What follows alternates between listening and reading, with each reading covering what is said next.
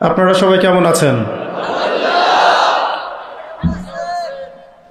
আলহামদুলিল্লাহ, পদ্মা সেতু পার হওয়ার আগ পর্যন্ত ভালোই ছিলাম।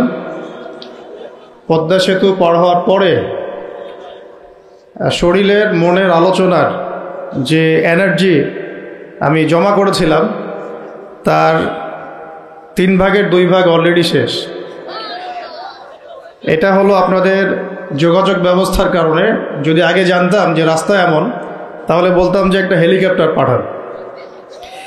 তো আমি আসছিলাম আর ভাবছিলাম, আমরা গল্প করছিলাম আর কি, যে এই এলাকার এমপি কে ছিল? পলাতক এমপি।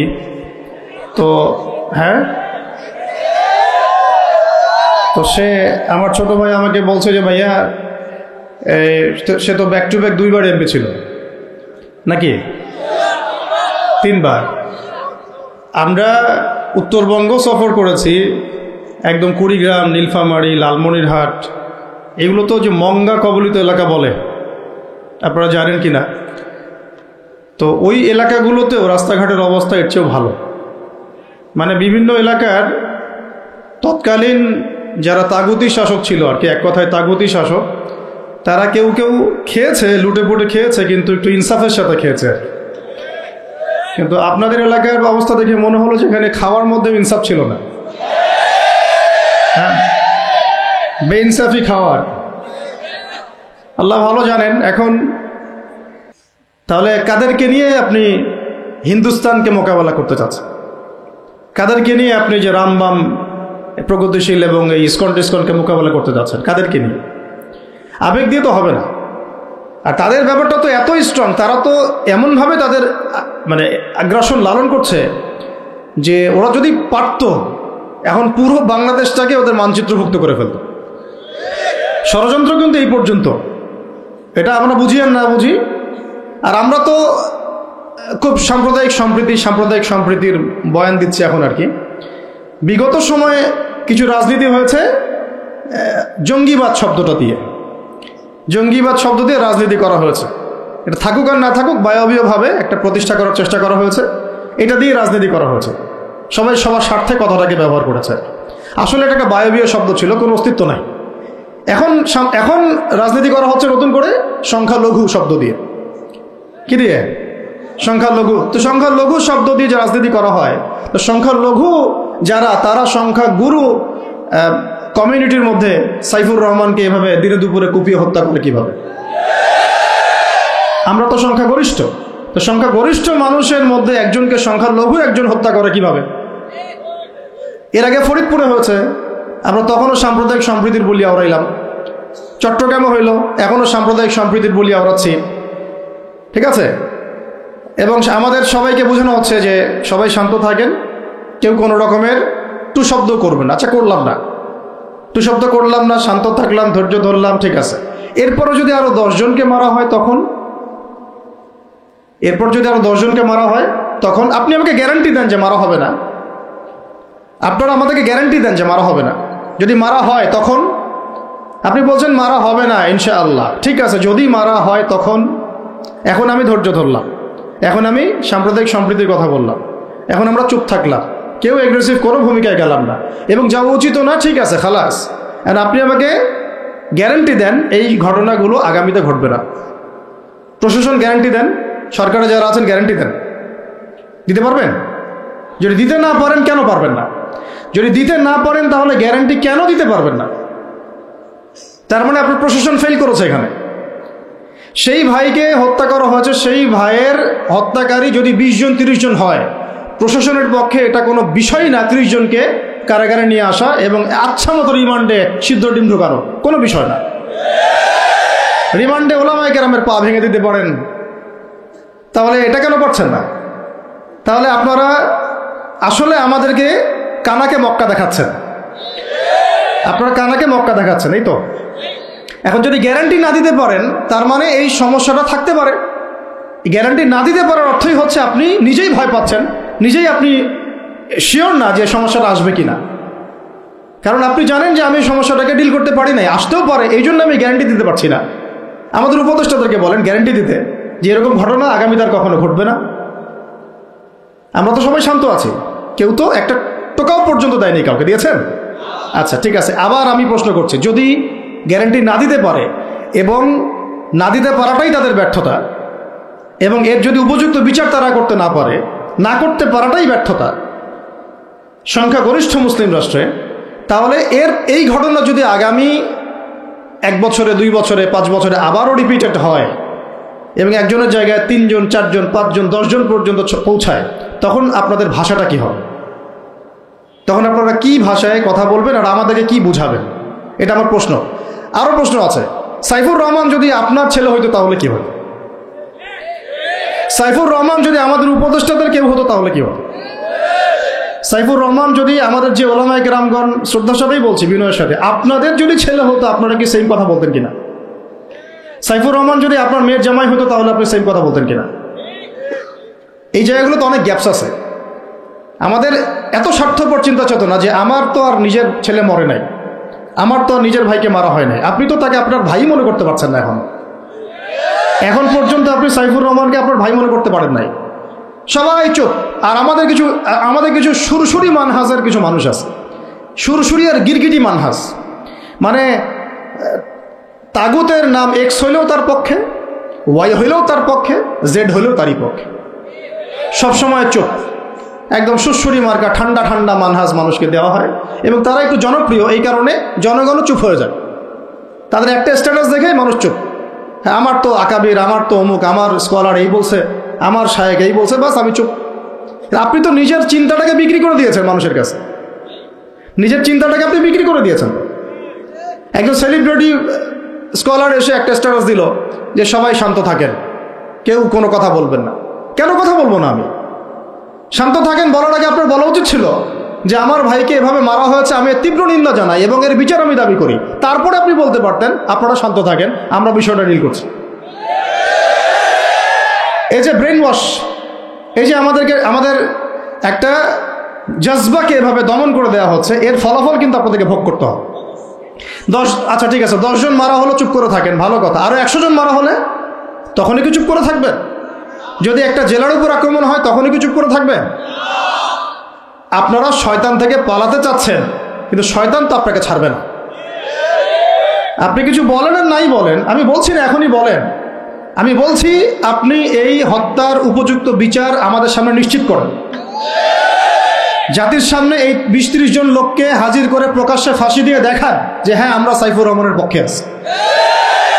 কিছুই করতে পারেন নাই পর্যন্ত, আপনারা কিছুই করতে পারেন নাই। ফরিদপুরের ঘটনা কিছু করতে পারেন নাই। এরকম ঘটনা বিচ্ছিন্ন না, এরকম ঘটনা বাংলাদেশের লাস্ট 5 বছরে এবং বিগত 15 বছরে অনেকগুলো হয়েছে। কিছু ঘটনা আমরা জেনেছি, কিছু ঘটনা আমরা জানি না, বেশিরভাগই আমরা জানি না। তো এই যে সমস্যাগুলো আমি সিরাত থেকে কেন বলছি, কারণ সিরাতে আপনাকে এগুলো সমাধান দিবে। আর এই বিষয়টা আমাকে খুব পীড়া দিচ্ছে ভিতর থেকে, যেটা আমাদের আচরণ, আমরা যে এত বেশি মানে দাসত্বের একটা ইয়াতে চলে আসছি, মেজাজটা আমাদের দাসত্বের মধ্যে চলে আসছে। আমরা শত্রুর চোখে চোখ রেখে কথাই বলতে পারি না।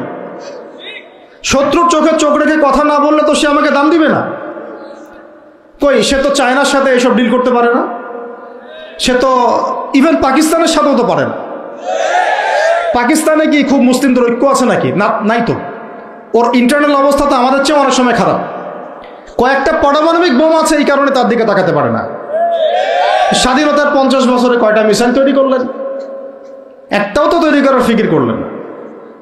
তাহলে বিগত 50 বছরের ইতিহাস যদি আমরা ঘাঁটি, তাহলে দেখব যে যত রকমের মানব রচিত তন্ত্রমন্ত্র আছে, এই তথাকথিত গণতন্ত্রই বলেন, আর এই জাতীয়তাবাদের কথাই বলেন, আর এই তথাকথিত ধর্মনিরপেক্ষতাবাদ, আর এই কমিউনিজম যা আছে সব ফেল করেছে।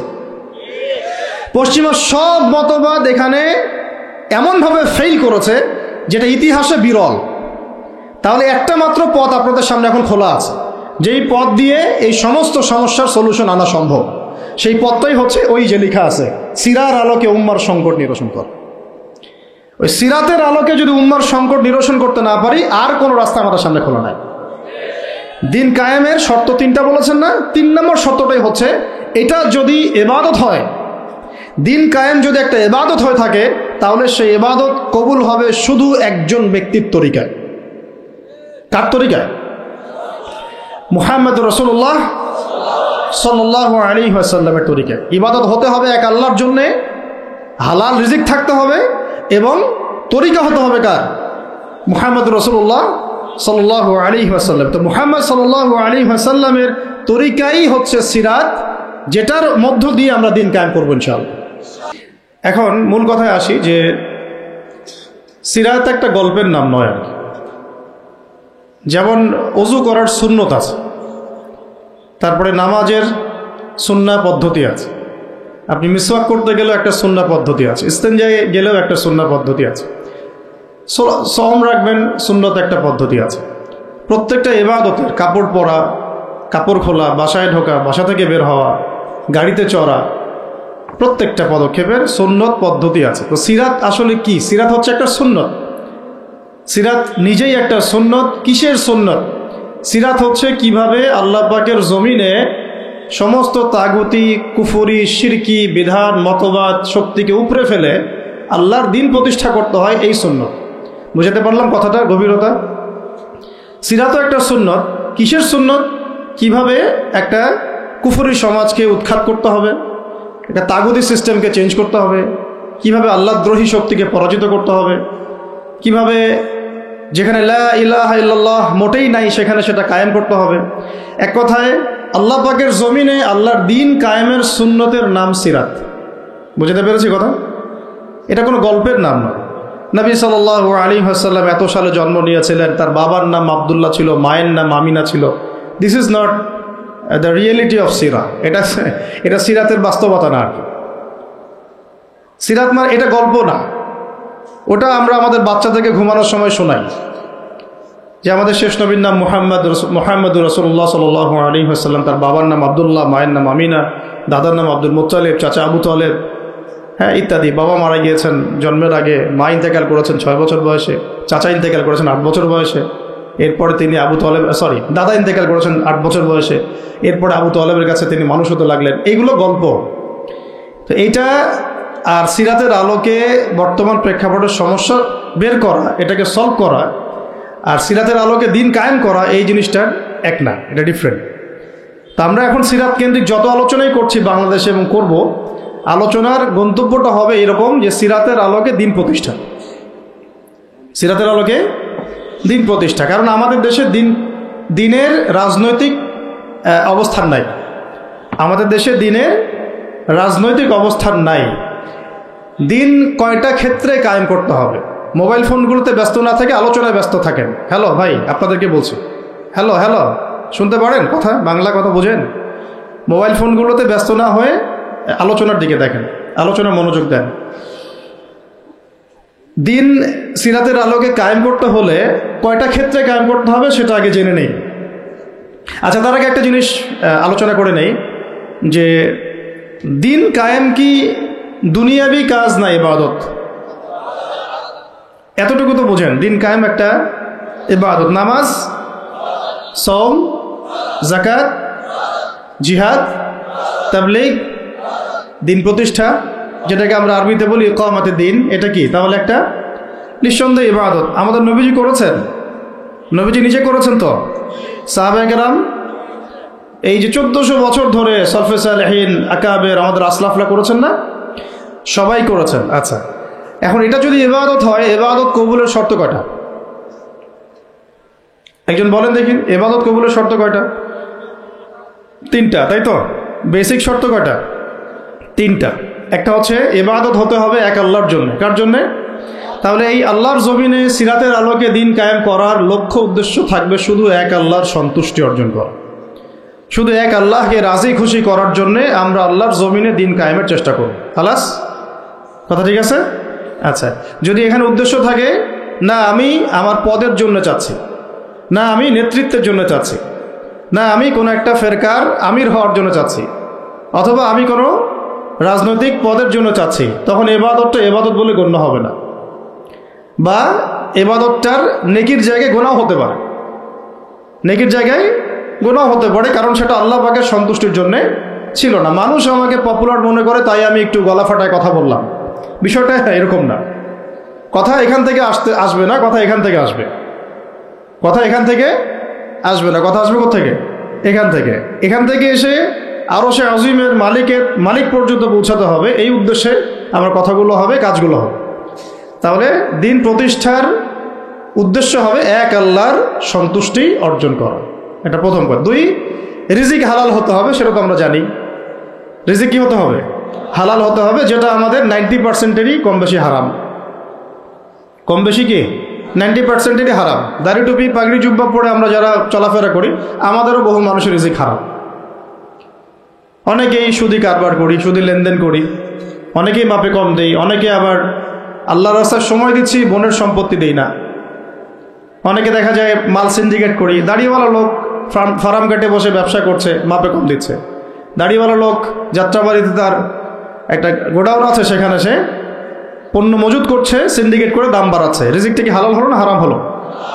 তো রিজিক হালাল হওয়াটা এত কঠিন শর্ত, যেটা এই যুগে আসলে উতরে ওঠা খুব কঠিন। এই কারণে বহু কিছু হচ্ছে, আবেগ অনেক কিছু হচ্ছে, বড় বড় অনেক লেকচার আমরা দিচ্ছি ঠিকই, বাস্তবতা আসছে না। বাস্তবতা আসছে না। বাস্তবতা হচ্ছে এমন যে আমাদের একজন উপদেষ্টা সাহেব বসে আছেন, তার সামনে দাঁড়িয়ে আলোচনা যিনি করছেন, বক্তব্য যিনি দিচ্ছেন, উচিত ছিল তাকে বসিয়ে মাইক্রোফোন দেয়া আর তার দাঁড়িয়ে আলোচনা শোনা। উচিত ছিল সেই ওস্তাদকে মাইক্রোফোন দিয়ে বসতে বলা, এবং তার উচিত ছিল দাঁড়িয়ে থেকে তার কথা শোনা। বাস্তবতা হচ্ছে যে আমরা সোশ্যাল, রাজনৈতিক, অর্থনৈতিক বিভিন্ন জায়গায় এখন পর্যন্ত ওই শক্তি অর্জন করতে পারি নাই যে শক্তি ওমর রাদিয়াল্লাহু আনহুর সময় আমাদের ছিল। এটা তো বাস্তবতা। কিন্তু মাঠে ময়দানে আমাদের কথা হচ্ছে মাশাআল্লাহ, অনেক বড় বড় কথা আমরা বলছি, অনেক সময় শোডাউন করে জনবল দিয়ে বা স্লোগান দিয়ে মনে করছি যে আমরা অনেক কিছু করে ফেলেছি, কিন্তু বাস্তবতাটা এমন না। বাস্তবতা অনেক অনেক অনেক বেশি খারাপ, যেটা আমরা চাই এই খারাপ অবস্থাটা দূর হোক। এই জন্যে আলোচনাগুলো আসা উচিত। বাস্তবতা হচ্ছে আবেগ দিয়ে দিন প্রতিষ্ঠা হবে না। আবেগের দরকার আছে, তবে আবেগের উপরে বিবেককে স্থান দিতে হবে এবং খুব ডিপ্লোম্যাটিক হতে হবে, বাস্তবতা বুঝতে হবে, প্রজ্ঞা হিকমার সাথে আমাদেরকে আগাতে হবে। অনেক সময় মনে হচ্ছে আমাদের সংখ্যা অনেক, কোটি কোটি, 12 কোটি 14 কোটি। আসল যুদ্ধক্ষেত্রেই দেখা যাবে আসলে আমাদের সংখ্যা আসলেই কত। ঠিক আছে? তো মূল জায়গায় আসি আবার, আমি একটু ভিতরে চলে যাচ্ছি যে আমরা যদি একটা কাজকে ইবাদত মনে করি, সেই কাজটা ইবাদত হিসেবে গণ্য হওয়ার জন্যও 3টা শর্ত আমাকে পূরণ করতে হচ্ছে। আল্লাহ পাকের সন্তুষ্টির জন্যে, 2 হচ্ছে সেই কাজটা করতে গিয়ে, আমার ইবাদত করতে গিয়ে আমার রিজিকটা অবশ্যই হালাল হতে হবে। এই দুটোতেই আমরা আটকে গেছি। কিন্তু কারাগারে আমাদের ওলামায়ে কেরামগণ বসেছিলেন, তারা আলোচনা করছিলেন যে আমরা সবাই এক সেলে বসে আছি, আসলে কি সমস্যা? সবাই সমস্যা নিয়ে মোজাকারা করছে না, কিন্তু সমস্যাটা কি হলো? তো নাম বলতে চাচ্ছি না, আমাদের অনেক শ্রদ্ধেয় ওলামায়ে কেরাম তাদের অনেকেই বলেছিলেন যে মনে হয় ইখলাস ঠিক নাই, মনে হয় ইখলাস ঠিক নাই। হ্যাঁ, যদি ইখলাস ঠিক না থাকে কাজে বরকত আসবে না। ইখলাস কি? শুধু আল্লাহর জন্য করব, যাই করি শুধু আল্লাহর জন্য করব, মানুষকে দেখানোর জন্য না, জনপ্রিয়তা পাওয়ার জন্য না, মানুষের বাহবার জন্য না। এমনকি আমি যদি চাই বাংলাদেশে শরিয়া আইন কায়েম হোক, সেটা চাবো আল্লাহর জন্যে, আমি ক্ষমতায় গিয়ে কায়েম করব এই জন্য না। এটা আল্লাহ পাক XYZ যে কাউকে দিয়ে করাইতে পারেন। সেটা আমি হইতে পারি, আপনি হইতে পারেন, যে কেউ হতে পারে, কিন্তু আমি চাচ্ছি শরিয়া আইন বাস্তবায়িত হোক।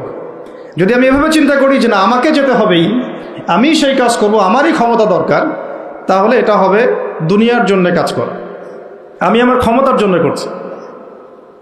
তো মূল বিষয়টা হচ্ছে সাহাবায়ে কেরাম রাদিয়াল্লাহু আনহুম আজমাইন, তারা নিজেরা দায়িত্ব এড়িয়ে যেতেন, মানুষ জোর করে তাদেরকে দায়িত্ব দিতেন। এর ফলে কাজে বরকত হতো, ইখলাস ঠিক থাকতো।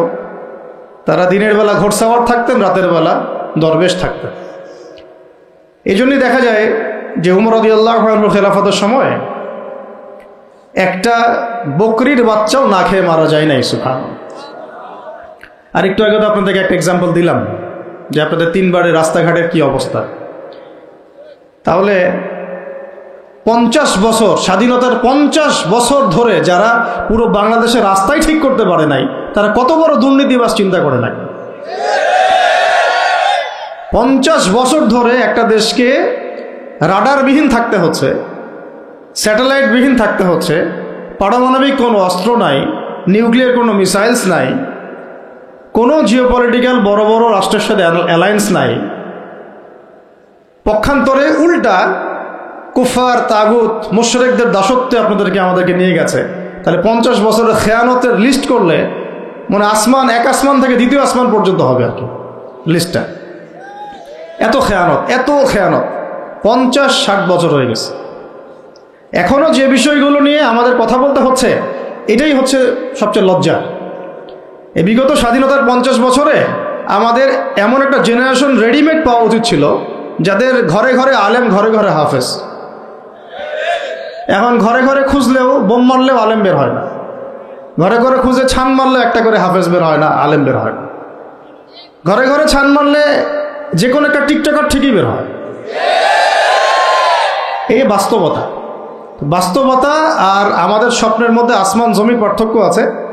এগুলো হাসির কোনো বিষয় না, এটা হচ্ছে বাস্তবতা। মানে পুরা প্রাইমারি স্কুল থেকে শুরু করে প্রাইমারি স্কুলের শিক্ষক, প্রাইমারি স্কুলের টিচার এবং স্টুডেন্ট, হাই স্কুলের টিচার, অনার্সের স্টুডেন্ট, অনার্সের টিচার, মাস্টার্সের স্টুডেন্ট, মাস্টার্সের টিচার, তারপরে যে BBA MBA, তারপরে যে আপনার প্রাইভেট ইউনিভার্সিটি ইত্যাদি ইত্যাদি, ইভেন BCS সেক্টর, শিক্ষা কমিশন, MP মন্ত্রী, পার্লামেন্ট, সবগুলোকে যদি একটা জায়গায় আপনি বসান, সবাইকে 15-16 কোটি মানুষকে একটা জায়গায় বসান, দেখবেন যে এদের 90% কোরআন তেলাওয়াতি করতে পারেন। 50 বছর হয়ে গেছে স্বাধীনতা, আর কোনো রাস্তা খোলা নাই। যত তন্ত্রমন্ত্র নিয়ে আসো, যত তন্ত্রমন্ত্র, এখন তো 4-5টা আছে, আরও যদি নতুন কোনো তন্ত্রমন্ত্র নিয়ে আসে, তারপরেও এই জাতির মুক্তির কোনো পথ নাই সিরাত ছাড়া। এখন আমাদেরকে আগে সিরাত পড়তে হবে ভাই, সবাইকে আগে সিরাতটা পড়তে হবে। সিরাত পড়লে পরে আপনারা বুঝতে পারবেন যে ইনশাআল্লাহ তাআলা কোন পথে আমাদেরকে হাঁটতে হবে। এখানে টপিক অনেক ডিপ দেওয়া হয়েছে, অত ডিপে গেলে আমাদের সারা রাত চলে যাবে। আমি শুধু ভাষা কয়েকটা পয়েন্ট বলতেছি, একটু মনোযোগ দেন। নবী সাল্লাল্লাহু আলাইহি ওয়াসাল্লাম যখন থেকে কাজ শুরু করেছেন, কাজ বলতে আমি দাওয়াতের কাজ বোঝাচ্ছি, তখনকার সমাজটা কিন্তু আমাদের মতো এতটাও মানে কমফোর্টেবল ছিল না। একটা অমুসলিম রাষ্ট্রে তিনি দাওয়াতের কাজ শুরু করেছেন। মক্কা কি ছিল? একটা মুসলিম রাষ্ট্র না অমুসলিম রাষ্ট্র? অমুসলিম একটা রাষ্ট্রে তিনি অ্যাজ এ নবী তার দাওয়াতের কাজ শুরু করেছেন। সুবহানাল্লাহ।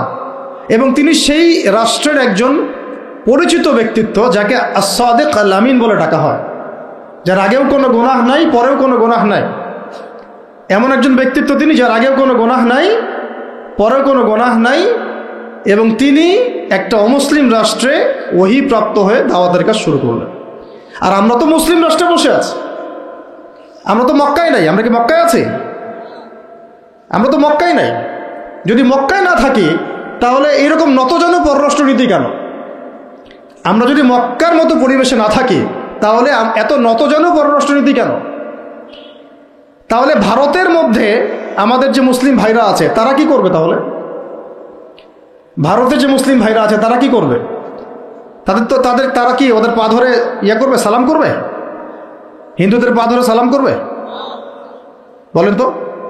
আমরা তো একটা মুসলিম রাষ্ট্রে আছি, তো মুসলিম রাষ্ট্রে থাকতে এত নতজানু পররাষ্ট্রনীতি কেন? এত দাসত্বের শৃঙ্খল কেন? তো তিনি দাওয়াতের কাজ শুরু করেছেন প্রথম কি দিয়ে, এটা একটা ফ্যাক্ট। আমরা আসলে আলোচনাগুলো আপনাদের চাইতে তাদের শোনা দরকার, যারা আলোচনা যারা করে আর কি। মানে আমি চাই বেশি বেশি তাদের সাথে কনভারসেশন করতে, যারা উম্মাকে নিয়ে ফিকির করেন, কোন দাওয়াতের কাজ করতে যান, বা মুআল্লিম বা আলেম বা হাফেজ, তাদের সাথে কথা বলা দরকার। তাদেরকে আগে বোঝানো দরকার বিষয়গুলো। অনেকেই বুঝেন না। অনেকে বায়াবিও দাওয়াতি কাজ করছেন উইদাউট এনি প্ল্যাটফর্ম। অনেকে দাওয়াতি কাজ করছেন উইদাউট এনি কানেকশন উইথ ওলামা। আলেমদের সাথে কোনো কানেকশন নেই, দাওয়াতের কাজ করতে আসেন, একটা বায়াবিও প্ল্যাটফর্ম ক্রিয়েট করে রাখতেছেন। তো আমাদেরকে আগে তাদের সাথে কথাবার্তা বলা দরকার, যে মৌলিকভাবে আমরা আসলে কিভাবে আগাবো আর কি। প্র্যাকটিক্যাল কথায় আসেন। এই যে আমরা এতগুলো কথা বলছি না, আমি আপনাদেরকে পুরা পথ ও পদ্ধতি এখানে গিলায় খাওয়াই দিতে পারবো, কিন্তু বিশ্বাস করেন, গিলে খাওয়ার পরে আপনি কিছুই করতে পারবেন না। কেন পারবেন না? আপনার কোনো অ্যাসোসিয়েশন নাই, কোনো ফাউন্ডেশন নাই, কোনো সংগঠন নাই, কোনো রাজনৈতিক ক্ষমতা নাই, কোনো রাজনৈতিক দলও নাই, রাজনৈতিক কোনো অ্যাপ্রোচও নাই। কিন্তু একটা সেকুলার রাজনৈতিক দল আপনার চেয়ে ভালো ফিল্ড ওয়ার্ক করতে পারবে, কারণ তার চেইন অফ কমান্ড আছে। আমাদের তাওহীদপন্থীদের কোনো চেইন অফ কমান্ডই নাই। বলে আসতেছি বিগত 5 বছর 10 বছর থেকে একই বয়ান, মাথায় ঢুকে না জিনিসটা যে চেইন অফ কমান্ড বলে একটা কিছু আছে। যেখানে একজন আমির নাই, যেখানে একজন ইমারা নাই, একটা আমির নাই, আসসামউ ওয়া তাআ নাই, বায়আ নাই, যেখানে শুনলাম মানলাম আনুগত্য করলাম, আমির মামুর জামা ইমারা এগুলো নাই, সেখানে তো চেইন অফ কমান্ড আসবে না। তাবলিগ জামাত কাজ করছে না? করছে কি না? একটা শুরা পর্ষদ আছে না, শুরায়ে নেজামি আছে না, আমির আছে না, কাজ করতেছে, ফলাফল পাচ্ছে মাশাআল্লাহ। জামাত ইসলাম কাজ করছে না? একটা চেইন অফ কমান্ড আছে, প্রত্যেকটা জেলায় জেলায় শাখা আছে, তারা তাদের উপরের লেভেল থেকে কোনো ডিরেকশন আসলে সেটাকে রুট লেভেলে বাস্তবায়ন করছে। তারপর ধরেন যে ইভেন এই যে আওয়ামী লীগ যে চলে গেল, তার একটা চেইন অফ কমান্ড ছিল না? ছিল কি না? উপরে যে বলতো জঙ্গি, নিচের ওই ব্যক্তিও বলতো হ্যাঁ এই জঙ্গি, এমন একটা চেইন অফ কমান্ড ওদের ছিল না? এখন বিএনপি যারা রাজনীতি করতেছে ওদের নাই? আছে। এখন আপনি বলেন যে ইসলামপন্থীদের রাজনৈতিক দল কয়টা? একটা আছে আমাদের শাসনতন্ত্র, একটা হচ্ছে হেফাজতে ইসলাম, আর কি হেফাজতে ইসলাম তো আসলে কোনো রাজনৈতিক ব্যাকগ্রাউন্ড থেকে আসে নাই, এটা এসেছে আপনারা তো জানেন হিস্ট্রি, কোন প্রেক্ষাপটে এটা তৈরি হয়েছে, শাপলা চত্বরে ঘটনা, তাই না? আর জামাত ইসলাম। আর কথা হচ্ছে যে আমাদের তো মানে পৃথক পৃথক প্ল্যাটফর্মগুলোর মধ্যে একটা ঐক্যবদ্ধ সমন্বয় সবার আগে দরকার, তারপরে আমাদের একটা বৃহত্তর চেইন অফ কমান্ড দরকার। তখন কি হতো যে উপর থেকে একটা কিছু ছেড়ে দিলে একদম নিচ পর্যন্ত আসতে সময় লাগতো না। এখন এগুলোর বাইরে আমার যারা চান যে না কোরআন এবং হাদিস, ইসলামী ইমারা শরিয়া এগুলো বাস্তবায়ন হবে, দাওয়াতের সাথে সাথে জিহাদ থাকতে হবে, এবং আমরা কোনো গণতন্ত্র সেকুলারিজম এইসব পশ্চিমা আদর্শে যাব না, তারা ফেসবুকে বায়োবিও ঘুরে বেড়াচ্ছেন। সব ফেসবুকে বায়োবিও ঘুরে বেড়াচ্ছেন, ইউটিউবে ইন্ডিভিজুয়ালি কাজ করছেন, সবার নিজস্ব স্বতন্ত্র মার্কাস মাকতাবা ইত্যাদি ইত্যাদি, কোনো সমন্বিত প্রয়াস নাই। এইভাবে তো হবে না। এইভাবে কি হবে? সর্বোচ্চ এককভাবে কিছু দাওয়াত দেওয়া যাবে। কিন্তু নবী সাল্লাল্লাহু আলাইহি ওয়াসাল্লাম ওহী প্রাপ্ত হওয়ার পরেই দাওয়াতের যে কাজ শুরু করলেন, এটাই চেইন অফ কমান্ড। সুবহানাল্লাহ। একটা জামার মধ্যে তিনি সবাইকে নিয়ে আসছেন। খেয়াল করে দেখেন, প্রথম ওহী আসলো কি সংক্রান্ত? ইকরা বিসমি রাব্বিকাল্লাযী খালাক। এই তো পড়ুন আপনার রবের নামে যিনি আপনাকে সৃষ্টি করেছেন। তো পড়া তিনি কি পড়তে পারতেন? তিনি তো পড়তেও পারতেন না। তিনি তো বলছিলেন যে মা আনা বিকারি, আমি তো পড়তে জানি না, তারপরে তাকেই পড়তে বলা হচ্ছে আপনি পড়ুন, কারণ এই জ্ঞানতাত্ত্বিক রেভলিউশন ব্যতীত সমাজ সংস্কার সম্ভব না। এখন আমরা সমাজ সংস্কার সবাই করতে চাচ্ছি, কম বেশি সবার জায়গা থেকে, পড়াশোনা কেউ করতে চায় না। আল্লাহর কসম করে বলছি, যারা ইভেন দাওয়াতের কাজ করছে এইসব জায়গায় আমরা যারা দাঁড়ায় আছি না, তাদের অনেকেই ওলামায়ে কেরামের সাথে কোনো তাআল্লুকই নাই, কোনো সিলেবাস নাই, কোনো পড়াশোনা নাই, কোনো ক্রাইটেরিয়া নাই, কোনো অ্যারাবিক শেখার কোনো ফিকির নাই, কুরআন শেখার কোনো ফিকির নাই, তাফসির শেখার কোনো ফিকির নাই। আমি দাওয়াতের কাজ করতেছি, সুবহানাল্লাহ, মানুষ আমাকে সেলিব্রিটি মনে করে, দ্যাটস অল। এভাবে হয়? এভাবে কি দাওয়াতের কাজ হয়? অথচ নবী সাল্লাল্লাহু আলাইহি ওয়াসাল্লামকে আল্লাহ পাক করতে বলছেন। তাহলে প্রথম দরকার আমাদের জ্ঞানতাত্ত্বিক রেভলিউশন, যেটা বললাম যে বিগত 50 বছরে অলরেডি আমাদের ঘরে ঘরে একজন করে আলেম, একজন করে হাফেজ থাকা উচিত ছিল। এটা বিগত 50 বছরের শিক্ষা সিস্টেমটা এমনভাবে সাজানো হয়েছিল যেটা একটা ধর্মনিরপেক্ষ শিক্ষা সিস্টেম। এটা এই যে একটা ছেলে বসে আছে 30 বছর বয়স, ওর তো অধিকার ছিল যে সে এসএসসি এইচএসসি অনার্স মাস্টার্স লেভেলে এসে কোরআনের অর্থ করার যোগ্যতা অর্জন করবে। এটা তার রাইটস ছিল অ্যাজ এ মুসলিম কান্ট্রির একজন সিভিলিয়ান হিসেবে। তার রাইটস ছিল এটা যে আমি একজন মুসলিম কান্ট্রির সিভিলিয়ান, আমার রাইটস আছে স্কুলে গিয়ে কোরআন শেখার, কলেজে গিয়ে কোরআনের তাফসীর শেখার, অনার্স লেভেলে গিয়ে হাদিস পড়তে শেখার, হাদিসের মুতাআলা করার। ইভেন সে মাস্টার্সের পরে ইফতা দেওয়ার মতো যোগ্যতা অর্জন করতে পারতো যদি শিক্ষা সিস্টেমটার মধ্যে সমন্বয় থাকতো। কিচ্ছু করা হয় না এইসব লেভেলে। 50 বছর ধরে এই জাতিকে শিক্ষার অন্ধ করে রাখা হয়েছে। কওমি মাদ্রাসাগুলো যদি না থাকতো, এই দেশ থেকে ইসলামকে মিটাই ফেলে দিত এরা। এটা বাস্তবতা। আলিয়া মাদ্রাসার একটা চমৎকার সিলেবাস ছিল, কিন্তু আস্তে আস্তে ওটাকে এমনভাবে বিকৃত করছিল, এটাকে এমনভাবে দলীয়করণ করেছিল যে ওখান থেকে, আরে ওয়াল্লাহি আমি বলছি, আল্লাহর কসম করে বলছি, আমি নিজেও ভাইবা নিয়েছি অনেকে, 3টা সেন্টেন্স দিলে 3টা সেন্টেন্সের পার্থক্য করতে পারছে না। বিশ্বাস করবেন কি সেন্টেন্স? একটি কিতাব, এটি একটি কিতাব, এই কিতাবটি, 3টা সেন্টেন্স আরবি করতে দিয়েছি, গত পরশুদিন করতে পারে নাই, কামিল পাস। একটি কিতাব, এই কিতাবটি, আর এটি একটি কিতাব, 3টা সেন্টেন্সের পার্থক্য করতে দিয়েছে। কিচ্ছু না এটা, এটা মাদানী নেসাবের প্রথম বছরের পড়া। তাহলে সিগা ধরছি, গর্দান বলতে পারতেছে না, এবারও দিতে দিলে এবারও দিতে পারছে না। এটা পারবে না তো জেনারেল মানুষের, আপনারা তো ইসলামিক লাইনে পড়েছেন, আপনারা পারবেন না কেন? কেন পারবেন না? তাহলে কি পড়াশোনা করলেন? ওখানে তো 10 বছর সময় ঢেলে দিয়েছে। একজনকে জিজ্ঞাসা করলাম যে একটা যে কোনো একটা আয়াত শোনাচ্ছে, ওই যে সূরা হামিম শেষের একটা আয়াত বললো, কি জানি, ওই যে ইন্নাল্লাযীনা ক্বালু রাব্বুনাল্লাহ সুম্মা ইসতাকামু তাতানাজ্জালু আলাইহিল মালায়েকা, এই যে আয়াতটা আছে না, আল্লা তাখাফু ওয়া লা তাহজানু। ঠিক আছে ভাই, এখন অর্থটা বলেন। অর্থ বলতে পারে না। তাতানাজ্জালুর গর্দান দেন, মাজদার বলেন, বলতে পারে না। আলিয়া মাদ্রাসা থেকে পড়াশোনা করেছেন, দাখিল আলিম ফাজিল করেছেন, বলতে পারে না। এটা আপনারাও জানেন, ওলামায়ে কেরাম যারা বসে আছেন, যে অবস্থা কি। শুধু কওমি মাদ্রাসাগুলোর এই মেহনতগুলো যদি না থাকতো, তাহলে অরিজিনাল ইসলামকে তারা মিটাই ফেলে দিত বাংলাদেশ থেকে। টিকে আছে এখন। কিন্তু আমি ওইদিকে যাচ্ছি না, ওইটা অন্য আলোচনা, এটা আমাদের ভিতরের কথা। কথা হচ্ছে একজন জেনারেল শিক্ষিত ছেলে, যে এদেশের মুসলিম নাগরিক, তার রাইটস আছে প্রাইমারি স্কুলে সে কোরআন তেলাওয়াত করা শিখবে। শিখতে পারে নাই কেন? কেন পারে নাই? পিতা মাতাও তো মাশাআল্লাহ সুবহানাল্লাহ সেই কোয়ালিটি। ছেলে 10 বছরে কিছু শিখুক না শিখুক, বাংলা ইংরেজি অঙ্ক তাকে শিখতে হবে। কোরআন হাদিস এগুলো তো কোনো বিষয়, এগুলো কোনো বিষয় হলো? আপনাদের কাছে আল্লাহর কসম এগুলো দামি নাই। ওই একদিন দুদিন ওয়াজ মাহফিলে আইসা আবেগ দেখান। কোরআন হাদিসের প্রতি যদি মহব্বত থাকতো, ছেলেকে তো আলেম বানাইতেন আপনি, ছেলেকে তো আপনি একজন হাফেজ বানাইতেন কমপক্ষে। আপনি তো ছেলেকে এমনভাবে গড়ে তুলেছেন, আপনার জানাজাই পড়তে পারবে না। সেদিন আমরা টাঙ্গাইলে একজনের জানাজা পড়তে গেছে, এক পরিচিত ভাইয়ের আম্মা মারা গিয়েছেন। তো ওই দিন গিয়ে একটা আক্কেল হলো, শিক্ষা হলো, যে যদি আপনি ছেলে মেয়েকে যদি আলেম না বানিয়ে যান, ছেলেকে যদি আলেম না বানিয়ে যান, সঠিক জানাজাটাও মনে হয় ভাগ্যে জুটবে না। হ্যাঁ, একটা মুনাসিব জানাজাও ভাগ্যে জুটবে না। তো আমাদের এই স্কুল কলেজ পড়ুয়া ছেলে মেয়েদের রাইটস ছিল এগুলো শেখা, শিখতে পারে নাই। অনার্সে পড়ে তার বয়স কত? 20 থেকে 25 বছর। 25 বছরে সে 25টা সূরা জানে না, 25টা সূরার নামই জানে না, 25টা সূরার নাম বলতে পারে না। কোরআন বিধান কায়েম করতে আসছেন আপনি, সুবহানাল্লাহ, 25টা হাদিস বলতে পারেন না, 25 জন নবীর নামও বলতে পারে না। ইভেন আমাদের নবী সাল্লাল্লাহু আলাইহি ওয়াসাল্লামের সিরাতের জীবনীটা, পাতলা কিতাবটাও সে কখনো জীবনে পড়ে দেখে না। এই অবস্থা মাস্টার্সেও বিসিএসেও সব জায়গায় একই চলছে। বিসিএসের যে ভাইবা হয়, সেখানে কি ইসলাম ধরা হয়? বিসিএসের ভাইবা যখন হয়, তখন তাকে কোরআন তেলাওয়াত জিজ্ঞাসা করা হয়? তাহলে আপনি কোরআন তেলাওয়াত করতে পারেন না, রাষ্ট্র চালাবেন কিভাবে?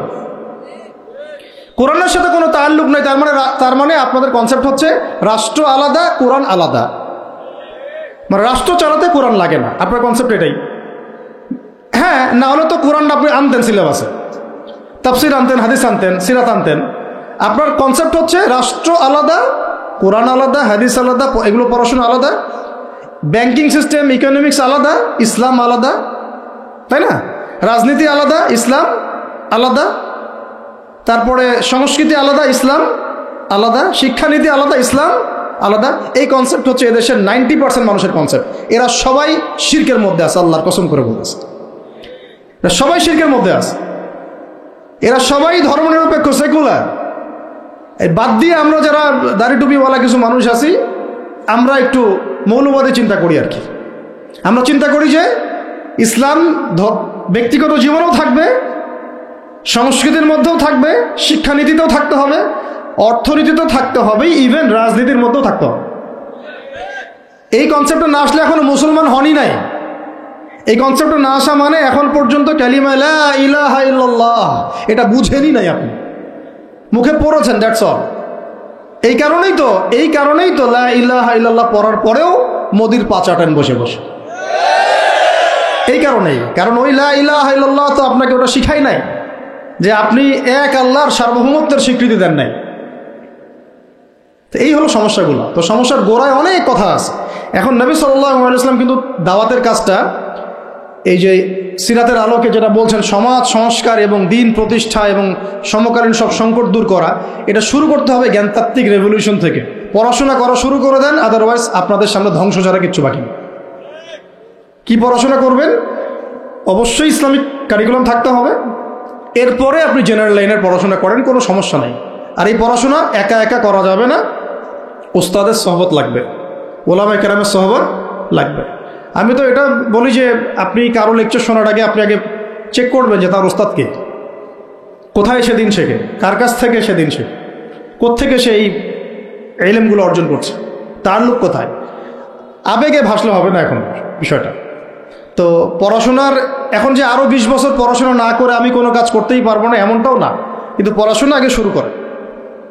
এখন আপনার কাজ পড়াশোনা শুরু করা, ইকরা বিসমি রাব্বিকাল্লাযী খালাকের হক আদায় করা এবং ওস্তাদের সহবতে থাকা। যেমন জেনারেল লাইনে পড়েছেন 20 বছর, একা একা গিয়ে পড়েছেন না, প্রতিষ্ঠানে গিয়েছেন, ডেইলি ক্লাস করেছেন, টিচারের সহবতে ছিলেন, বেতন দিয়েছেন, ব্যাসে থেকেছেন, তারপরে আরও কি করেছেন? বাবার জমি বিক্রি করে দিয়েছেন, বাবা মায়ের জমি বিক্রি করে। সেম অন্ততপক্ষে এতটুকু যতটুকু আপনি জেনারেল লাইনের জন্য করেছেন, জেনারেল লাইনে যদি যতটুকু করেছেন, ত্যাগ, শ্রম, মেধা খরচ, কষ্ট স্বীকার করা, এর যদি অর্ধেকও যদি দিন শিক্ষার জন্য করতে না পারেন, আপনি নিজেও মুনাফেক। আমরা নিজেরাও মুনাফেক তখন। বেশক আমাদের মধ্যে নেফাকি আছে, সুবহানাল্লাহ।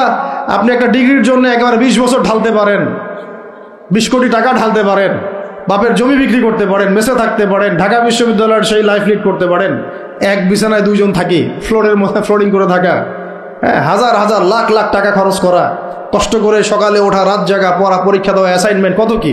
আমি তো জানি এগুলো, আপনারা তো অনেকে না জানেন, আমি তো জানি, আমরা তো ইউনিভার্সিটিতে পড়েছি। তো এই পরিশ্রমগুলো আপনি করছেন অনলি ফর একটা সার্টিফিকেট আর একটা চাকরির জন্যে, আর এর 10% কেন 5% আপনি করতে চান না দিনী শিক্ষার জন্য। তো আমি মুনাফেক না হলে এই পৃথিবীতে আর মুনাফেক কে আছে? তো এই মুনাফেকদেরকে দিয়ে আপনি দিন কায়েম করবেন নাকি? শোনেন, আবেগ দিয়ে বিপ্লব হয়, আবেগ দিয়ে কি হয়? আবেগ দিয়ে বিপ্লব হতে পারে, আবেগ দিয়ে শরিয়া খিলাফা কায়েম হয় না। আবেগই হয়ে একটা বিপ্লব হতে পারে, কিন্তু আবেগ দিয়ে শুধু আবেগ দিয়ে শরিয়া খিলাফা কায়েম হবে না। শরিয়া খিলাফা কায়েম হয়েছে কাদের হাতে? সাহাবীদের হাতে। কাদের হাতে? আমাদের জিন্দেগি যখন সাহাবীওয়ালা হবে তখন শরিয়া কায়েম হবে। পড়াশোনা করে না, সাহাবীওয়ালা জিন্দেগি কিভাবে যাপন করবে? ওলামায়ে কেরামের সাথে তাআল্লুক নাই, সাহাবীওয়ালা জীবন কিভাবে যাপন করবে? নামাজের ঠিক নাই, সাহাবীওয়ালা জীবন হইল কিভাবে? কোরআন তেলাওয়াত করতে পারেন না, সাহাবীওয়ালা জীবন হইল? দিনের জন্য আমর বিল মারুফ নাহি আনিল মুনকারের কাজ নাই, ওই যোগ্যতাও নাই, তাহলে সাহাবীওয়ালা জীবন হইল কি? চেহারা সুরতের মধ্যে ইসলাম নাই, সুন্নতের প্রতি পাবন্দি নাই, সাহাবীওয়ালা জিন্দেগি হলো কি? সাহাবীদের হাতে বদর যুদ্ধ হয়েছে, জয়লাভ করেছে। উহুদ প্রায় জিতেইছি, এটা জিতেই বলা যায়, সাময়িক বিপর্যয় হয়েছে। খন্দক, খায়বার, মুতায়ার মুখ কাঁপিয়ে দিয়েছে কারা? সাহাবীরা। তো সাহাবীওয়ালা ইমান, সাহাবীওয়ালা আমল, সাহাবীওয়ালা আখলাক, সাহাবীওয়ালা মেহনত হলে পরে বাংলার মাটিতে দিন কায়েম হবে। না হওয়া পর্যন্ত এই লাভঝাপ করতে থাকা, আজকে এই বিষয়ে কালকে ওই বিষয়ে, আজকে এই ইস্যু কালকে এই ইস্যু, এগুলোই চলতে থাকবে। আমরা এটা চাই না। আমরা চাই এখন যেহেতু দাওয়াতের একটা সুবর্ণ সুযোগ আমাদের সামনে এসেছে, এখন যেহেতু আল্লাহ পাক, এটা আল্লাহ পাকের রহমত, এখানে সবাই ক্রেডিট নেওয়ার প্রতিযোগিতায় লিপ্ত আছে। আমার ক্রেডিটে হয়েছে, আমি এই করেছি, আমি সেই করেছি। এখন তো এমন দেখা যাচ্ছে যে ওই সময় কিছু বলেও নাই, সেও এসে এখন প্রধান উপদেষ্টার পাশ আটতেছে বসে বসে। কি সুবহানাল্লাহ! মানে রক্ত দিল এক ভাই, মানে বছরের পর বছর কারাগারে পচে মরল একদল, বছরের পর বছর, দিনের পর দিন, মাসের পর মাস আয়না ঘরে ধুকে ধুকে মরল আর একদল। ঠিক আছে, বললাম তখন থেকে বের হলে কেউ সুস্থ থাকে না। বছরের পর বছর মামলা মোকদ্দমা হচ্ছে একদল, এক একজনের ঘাড়ে 3টা 4টা 5টা 10টা 20টা করে মামলা। হ্যাঁ, তারপরে বছরের পর বছর এই ফ্যাসিজমের বিরুদ্ধে দাঁড়ানোর কারণে দেশ থেকে বিতাড়িত হয়েছে একদল, হয় নাই? শাপলা চত্বরে রক্ত দিয়েছে আর একদল। তারপরে এই ছাত্র ভাইদের হাজার হাজার পঙ্গু হয়ে পড়ে আছে বিভিন্ন জায়গায় আর একদল, আর শত শত মানুষ রাস্তায় প্রাণ দিল আর একদল, আর উড়ে এসে জুড়ে ক্ষমতায় বসলো আর একদল। সার্কাস চলতেছে, এবং এখন তাদের লেজুর ভিত্তি করতেছে আরেক দল। তাদের লেজুর ভিত্তি করতেছে নতুন আর একটা সম্প্রদায়, নতুন এক প্রাণী। তা চক্ষুর লজ্জাও নাই এদের, চক্ষুর লজ্জাটুকুও না। আগে যখন এক তাগুত ছিল তখন তার পা চাটতো, সুবহানাল্লাহ, এবং ওই তাগুতের এগেনস্টে যদি কেউ কথা বলতো তাকে বলতো খারেজি। কি বলতো? আগে যে তাগুত ছিল তার পা চাটতো আর কি, এবং তার এগেনস্টে যদি কেউ কথা বলতো তখন ওই তাগুতের দালালি করে মানুষকে বলতো খারেজি, অমুক গোষ্ঠী তমুক গোষ্ঠী। হ্যাঁ, তারপরে যখন এই বিদ্রোহগুলো হতে হতে হতে বিদ্রোহ করা বলতে আবার হারাম। বিদ্রোহ করা কি? বিদ্রোহ করা হারাম, রাষ্ট্রের সরকারের বিরুদ্ধে প্রতিবাদ করা হারাম, নাজায়েজ, করলে হবে খারেজি। কিন্তু ছাত্র ভাইরা যখন আন্দোলন করে ওই সরকারকে পতন ঘটায় দিল, তখন আবার নতুন যে সরকার আসে ওর পা চাটা আবার ফরজ। কি বুঝলেন? কি বুঝলেন? এই চলতেছে। আবার বুঝাই, এক তাগুত ছিল, সেই তাগুত আল্লাহ বিরোধী কাজ করত, কিছু ভাই এর প্রতিবাদ করত, যারা প্রতিবাদ করতো ওদেরকে এরা বলতো খারেজি, এদের মানহাজ ঠিক নাই, আকীদা ঠিক নাই, এরা উগ্র, ইত্যাদি ইত্যাদি। এবং তাদের কারণেই কিন্তু এই ভাইগুলোকে আয়না করে যেতে হয়েছে। এটা খোলামেলা বলে দিলাম, এদের কারণেই এই ভাইদেরকে কোথায় যেতে হয়েছে? আয়না করে যেতে হয়েছে। তারপরে ছাত্র ভাইরা দেখা গেল যে বিপ্লব করে, প্রতিবাদ করে একদম এই সরকার ফেলে দিল। ফেলে দেওয়ার পরে যখন আবার নতুন কেউ আসলো, তখন এই নতুন যারা আসলো তাদের পাচাটা আবার ফরজ হয়ে গেল। তখন হইল ফতোয়া কি? সরকারের আনুগত্য করা ফরজ। এই চলতেছে। ইসলাম শিখতেছেন এদের কাছ থেকে আপনারা অনেকেই। যাক, আমি এগুলো বলতে গেলে একটু হাইপার হয়ে যায়, আল্লাহ পাক মাফ করেন। আস্তাগফিরুল্লাহ আল্লাযী লা ইলাহা ইল্লা হুয়াল হাইয়ুল কাইয়্যুম ওয়া আতুবু ইলাইহি। মূল পয়েন্টে আসি, অনেক লম্বা আলোচনা করতে পারবো না। এই শুরুটা করবেন কোত্থেকে বলেন? না, শুরুটা করবেন একবার ইখলাস ঠিক রাখা। দিন কায়েম করবো সিরাতের পদ্ধতিতে, অন্য কোনো পদ্ধতি আছে? আব্রাহাম লিঙ্কনের পদ্ধতি চলবে? কার্ল মার্কসের পদ্ধতি চলবে? ওই চীনের মাও সেতুংয়ের পদ্ধতি চলবে? ওই ইতালির মুসলিনির পদ্ধতি চলবে? কার পদ্ধতিতে দিন কায়েম করব? একমাত্র মুহাম্মদ রাসূলুল্লাহ সাল্লাল্লাহু আলাইহি ওয়াসাল্লামের শেখানো সিরাতের সুন্নতেই আগাতে হবে। এখন আগাতে গিয়ে প্রথম কাজ আপনার আমার কি? ইখলাস ঠিক রাখা, রিজিক হালাল করা, নবীর তরিকা ফলো করা, তারপরে দ্বীনের ইলম অর্জন করা। একা একা ইলম অর্জন করবেন? ওলামায়ে কেরাম খুঁজে বের করবেন। ওলামায়ে কেরাম সব জায়গাতেই আছে, আলহামদুলিল্লাহ, এটা আমাদের সৌভাগ্য।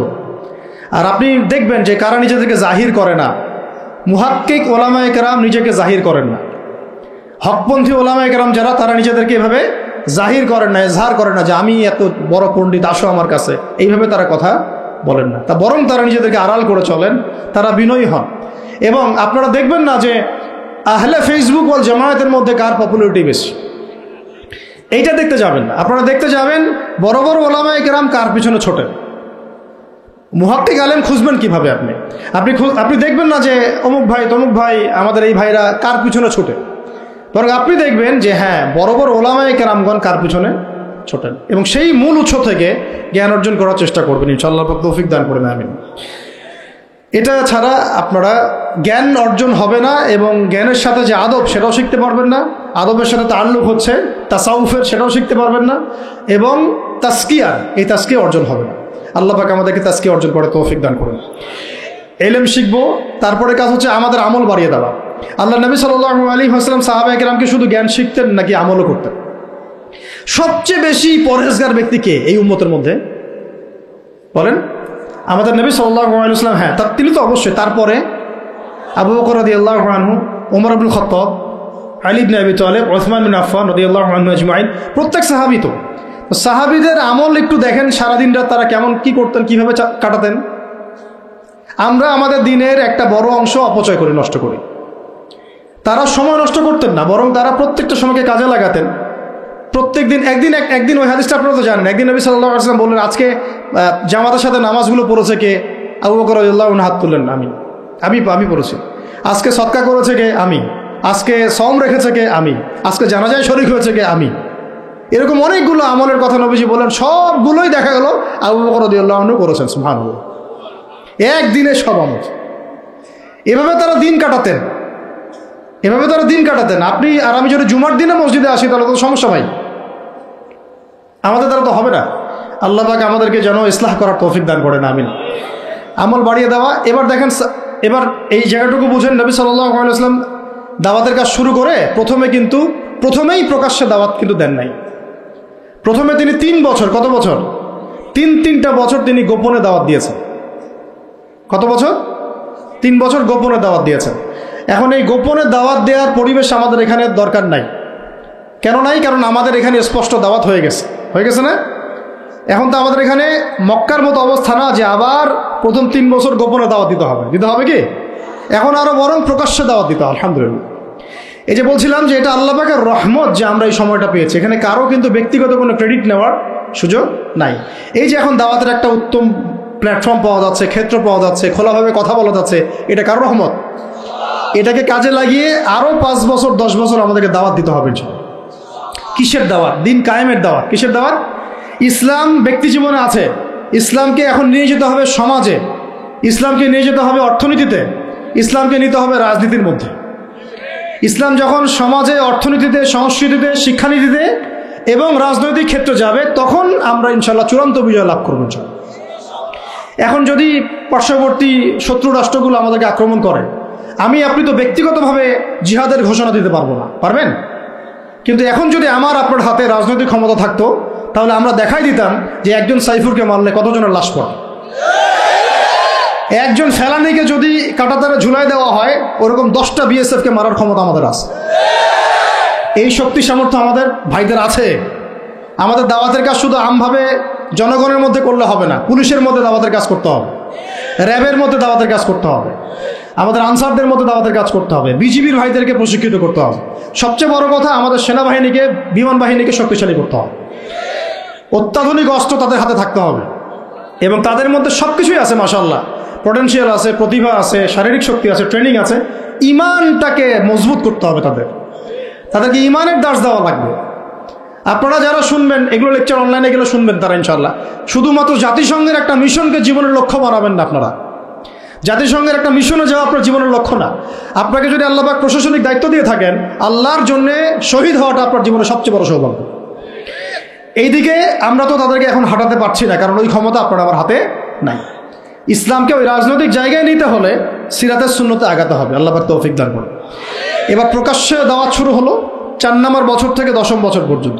এই প্রকাশ্যে দাওয়াত যখন শুরু হয়েছে, তখনই ব্যাপক নির্যাতন শুরু হয়েছে। ব্যাপক নির্যাতন। এই অবস্থানটা আমরা পার করেছি বিগত সময়গুলোতে, এখনো পার করছি, তাই না? এই অবস্থাটা কিন্তু আমরা আগেও পার করেছি, এখনো পার করছি।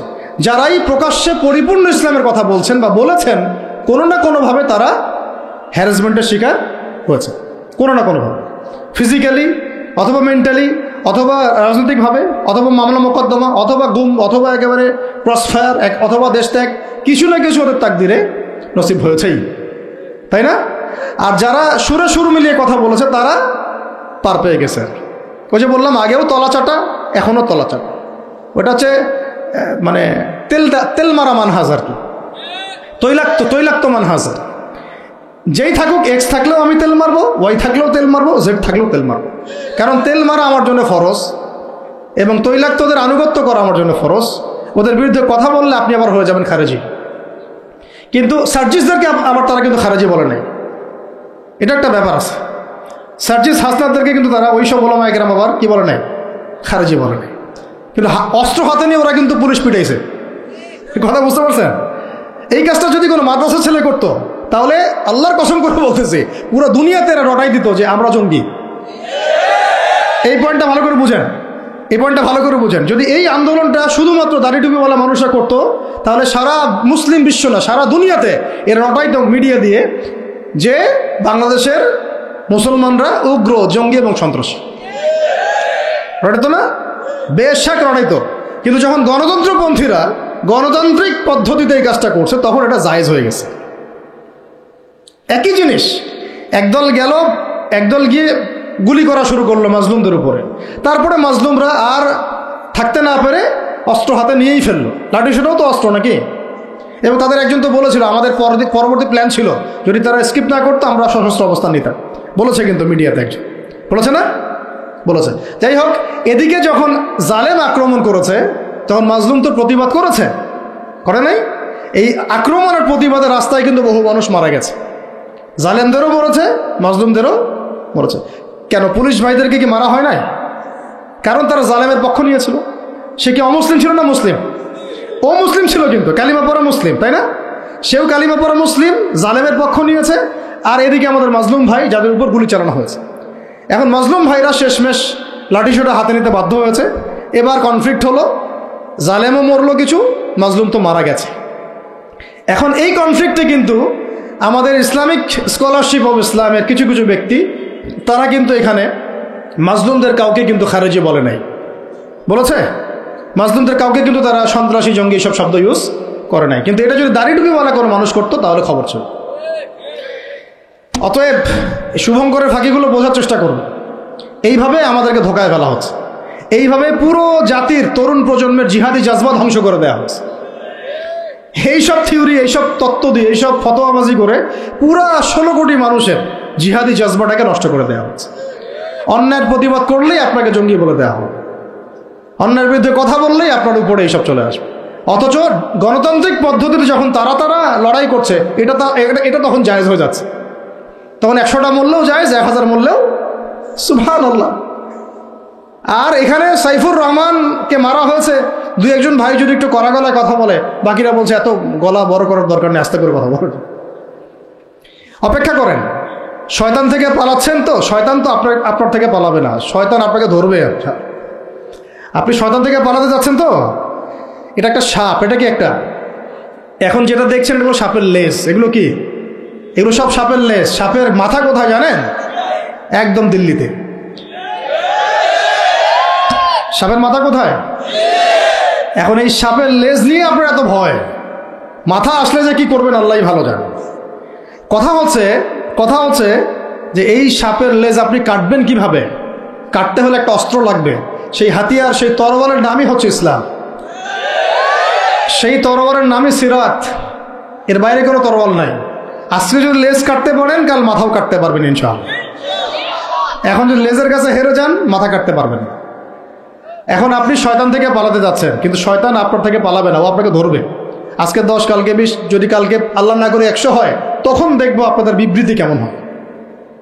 আপনারা কোন ভাষায় কথা বলেন সেটা দেখার অপেক্ষা আছি আমি। আর উপযুক্ত শাস্তি নিশ্চিত না করা হলে এগুলো লাই পাবে না, বেশক লাই পাবে। এখন শাস্তি কি উপযুক্ত নিশ্চিত করা হয়েছে কিনা এখন পর্যন্ত আমরা দেখি নাই কিছু। ফরিদপুরের ঘটনা তো দেখি নাই আমরা কিছু, এর আগের ঘটনাগুলো তো আমরা কিছু দেখি নাই।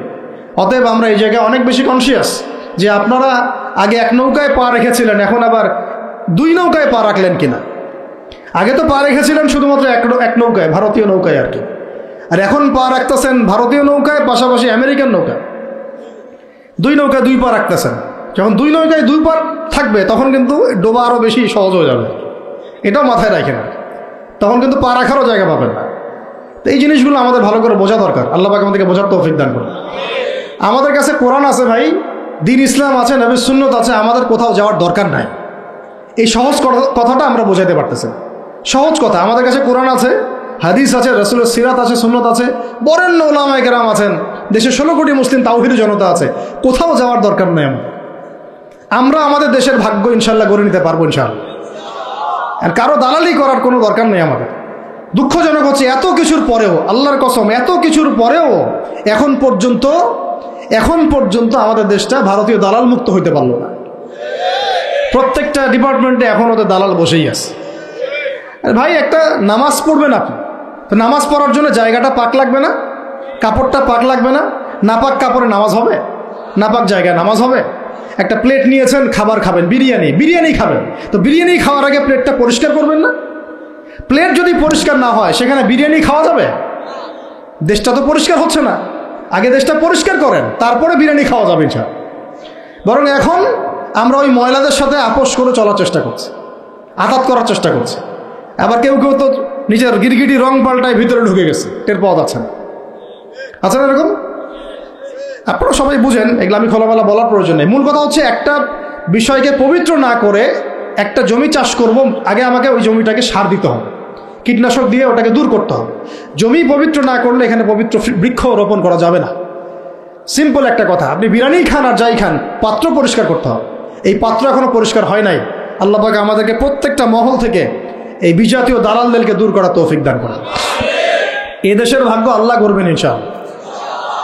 যদি আমরা আমাদের সিরাতের উপর থাকি, রাসূলের সিরাতের উপর থাকি, কোরআন সুন্নাহর উপরে থাকি এবং ঐক্যবদ্ধ থাকি, আমাদেরকে পরাজিত করতে পারার মতো কোনো জাতি না ইনশাআল্লাহ, পারবে না ইনশাআল্লাহ। এটা আমাদের কনফিডেন্স থেকে বলা না, এটা আমাদের পূর্ণ ইয়াকিন থেকে বলা। কিন্তু সমস্যা হচ্ছে আমরা ওই রাস্তায় হাঁটতেই পারতেছি না।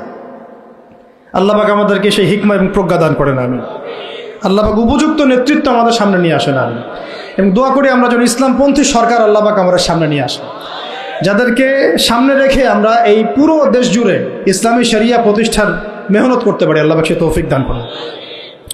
তো শেষ কথাগুলো হচ্ছে এরকম যে এই 10 বছরে প্রচুর নির্যাতন হয়েছে, কিন্তু ইসলাম কিন্তু থেমে যায় নাই। যখন হামজা এবং ওমর রাদিয়াল্লাহু আনহুর মতো মানুষের ইসলাম কবুল করেছেন। আরেকটা কথা মনে রাখবেন, আমাদের নবীজি কিন্তু সাল্লাল্লাহু আলাইহি ওয়াসাল্লাম দুর্বল সাহাবীদেরকে হিজরত করতে বলেছিলেন। কোথায়? আবিসিনিয়াতে। কোথায়? আবিসিনিয়ায়। ওখানে একটা হিজরত হয়েছে। আমাদের নবীজি তায়েফে গিয়েছেন, তায়েফবাসী ইসলাম কবুল করে নাই, তিনি আবার ফিরে আসছেন। এই সময়টাতে ইয়াসরিব থেকে 6 জন যুবক আসছিলেন, তরুণদের কথা বলতে বলেছেন। এইখান থেকে আমি আলোচনা শেষ করে দিব। এখানে ইয়াসরিব থেকে 6 জন যুবক, তরুণ যুবক এসে ইসলামের গতিপথটাকে ঘুরিয়ে দিয়েছে। এটা তরুণরা একটু ভালো করে বুঝবেন। মক্কায় কত বছর ছিলাম আমরা? 13 বছর। কত বছর? 13 বছর। এই 13 বছরে কিন্তু আমাদের কোনো রাজনৈতিক ক্ষমতা ছিল না। ছিল? কোনো রাজনৈতিক ক্ষমতা ছিল না, এমনকি কোনো সামাজিক ক্ষমতা আমাদের ছিল না। আমরা দাওয়াতের কাজ করছিলাম, তাবলীগের মেহনত করছিলাম এবং তাজকিয়া অর্জন হচ্ছিল, কোরআন শেখানো হচ্ছিল, দারুল আরকামে দিনের মোজাকারা প্র্যাকটিস হচ্ছে। আমাদের কিন্তু কোনো রাজনৈতিক ভিত্তি মক্কায় নাই। এই কারণে মক্কাতে কিন্তু সশস্ত্র জিহাদেরও আয়াত নাজিল হয় না। হয়েছে? হয় না। মদিনায়, এখন মদিনা থেকে যখন 6 জন যুবক আসলেন, এই 6 জন যুবকের নেতার নাম আসাদ বিন জুরারাহ রাদিয়াল্লাহু আনহু। তো তিনি এসে যখন বায়াত করছেন নবীর কাছে, তিনি আগে থেকে জানতেন যে শেষ জামানায় একজন নবী আসবেন। ওই 6 জন যুবক আগে থেকে জানতেন যে শেষ জামানায় একজন নবী আসবেন কুরাইশদের সবচেয়ে বড় গোত্র থেকে, এবং যার নাম হবে আহমেদ। কি নাম হবে? এটা তারা কোত্থেকে জানছেন? আগের তাওরাত ইঞ্জিলে লেখা আছে। আগের তাওরাতে ইঞ্জিলে লেখা আছে। এই জন্য আমরা বলি যে শেষ জামানার জ্ঞান অর্জন করাটা খুব জরুরি, না হলে আমরা কখন কি হচ্ছে এটা মোটটা বুঝতে পারবো না। এই পড়াশোনাগুলো আমাদের সিলেবাস থেকে আমরা উঠিয়ে দিয়েছি। আমি খুব দুঃখ পাই একটা জিনিস দেখলে, ইভেন মাদ্রাসা সিলেবাসে আর আপনাদের শিক্ষা সিস্টেমে তো নাই, জেনারেলদের মধ্যে তো নাই। এখানে তো বললাম 25 বছরের সিরাতই নাই। যাই হোক, আল্লাহ পাক যেন এমন শিক্ষানীতি আমাদেরকে প্রণয়ন করার তৌফিক দান করেন, যার মধ্য দিয়ে একজন ব্যক্তি উভয় শিক্ষা শিক্ষিত হবে ইনশাআল্লাহ। সম্ভব ইনশাআল্লাহ, এটা অসম্ভব কিছু না। আল্লাহ পাক আমাদেরকে তৌফিক দিলে আমরা করে দেখাবো ইনশাআল্লাহ। এগুলো আমরা চাপাবাজি করতেছি না, আমরা কোনো চাপাবাজ আলোচক না, এটা চাপাবাজি কোনো কথা না। আমরা করে দেখাতে পারবো ইনশাআল্লাহ। করে দেখানো আমাদের কাছে এটা ইনশাআল্লাহ 5 বছরের বিষয়। পুরা দেশের শিক্ষা সিস্টেম চেঞ্জ করে দাও, 5 বছরের বিষয়, কিচ্ছু দরকার নেই, ফ্রি অফ কস্ট। এরপরে আসেন, এই যে ইয়াসরিবের 6 জন যুবক, তারা যখন ইসলাম কবুল করে চলে গেল, তারা বসে থাকে নাই। যুবকরা এটা ভালো করে শোনেন, তারা ইসলাম কবুল করার পরে কেউ বসে থাকে নাই। তারা দাওয়াতের কাজ করতে থাকলেন। মদিনায় গিয়ে, কোথায়? মক্কাও অমুসলিম রাষ্ট্র, মদিনাও কি তখন? তখন কিন্তু অমুসলিম রাষ্ট্র, তখন কিন্তু সবাই মদিনার ইসলাম কবুল করে নাই। আর আমরা বসে আছি বাংলাদেশে মুসলিম রাষ্ট্রে, তাও দাওয়াতের কাজ নাই। কথা বুঝতে পারছেন? তারা অমুসলিম রাষ্ট্রে নিজের জীবনের ঝুঁকি নিয়ে, তারা তো তখন সবাই কাফের, মুশরিক, তাই না, মূর্তি পূজারী, তাদের মধ্যে দাওয়াতের কাজ করেছে। যেমন ভারত একটা রাষ্ট্র, এটা একেবারে মূর্তি পূজারী রাষ্ট্র, তাই না, গরুর গোবর টোবর খেয়ে বেড়াচ্ছে। তো এইরকম রাষ্ট্রে তারা দাওয়াতের কাজ করেছেন, তাওহীদের কালিমা লা ইলাহা ইল্লাল্লাহর কথা বলেছে। আর আমাদের এই দেশে কথা বলতেই কলিজা কাঁপে। বিষয়টা বুঝতে পারেন, তারা সাহাবীদের সাথে আমাদের কত পার্থক্য, তাই না? তো তারা ওই মদিনায় এবার দাওয়াতের কাজ করতে থাকলেন। আর দাওয়াতের কাজ করতে করতে পরের বছর 12 জনকে ইসলাম কবুল করালেন। কতজন? এবার 12 জন মিলে আবার আসছেন পরের বছর আকাবার বায়াতে। এই 12 জনকে নবী সাল্লাল্লাহু আলাইহি ওয়াসাল্লাম বায়াত করালেন। বায়াত একটা কিন্তু গুরুত্বপূর্ণ বিষয় ইসলাম। আপনি মুখে মুখে একজনকে ভালোবাসেন, হ্যাঁ অমুক আলেমকে আমি খুব ভালোবাসি, অমুক ওস্তাদকে, অমুক শায়েখকে আমি খুব ভালোবাসি, কিন্তু আপনি তার হাতে বায়াতবদ্ধ না। এই ভালোবাসা একদিন থাকবে, একদিন নাও থাকতে পারে, ঠিক আছে? কিন্তু আপনি যখন কোনো মুহাক্কিক, কোনো আলেমের কাছে, কোনো বুজুর্গের কাছে, আল্লাহর ওলির কাছে বায়াতবদ্ধ থাকবেন, আপনার জীবনটা একটা গোছানো শৃঙ্খলার মধ্যে থাকবে। তার মাসোয়ারা ছাড়া আপনি ডানে বামে তখন লড়তে পারবেন। এটা জরুরি জিনিস ছিল, এটা আমরা স্কিপ করেছি। আর এটাকে অনেক কিছু কিছু কিছু ক্ষেত্রে কিছু ভণ্ড পীর নিয়েছে আর কি, তখন ওটা বিতর্কিত হয়ে গেছে। কিন্তু এটা কিন্তু একটা গুরুত্বপূর্ণ কাজ ছিল। যেমন আপনি কারো হাতে বায়াতবদ্ধ, তার মানে আপনি তাকে আপনার মুরব্বী মানেন। আপনার কি মানেন? মুরব্বী। এই সিলসিলা চলে আসছে রাসূল সাল্লাল্লাহু আলাইহি ওয়াসাল্লাম থেকে। এখন এই 12 জনকে নবীজি বায়াত করালেন। এই 12 জন একটা রিকোয়েস্ট করলো, ইয়া রাসূলুল্লাহ, আমাদের মদিনা একটা উর্বর জায়গা, আপনি যদি আপনার সাহাবীদের মধ্যে একজন যোগ্য সাহাবীকে পাঠাতেন, তাহলে উনি গিয়ে মদিনায় দাওয়াতের কাজ করতো, তাহলে ইসলাম আরও সম্প্রসারিত হতো।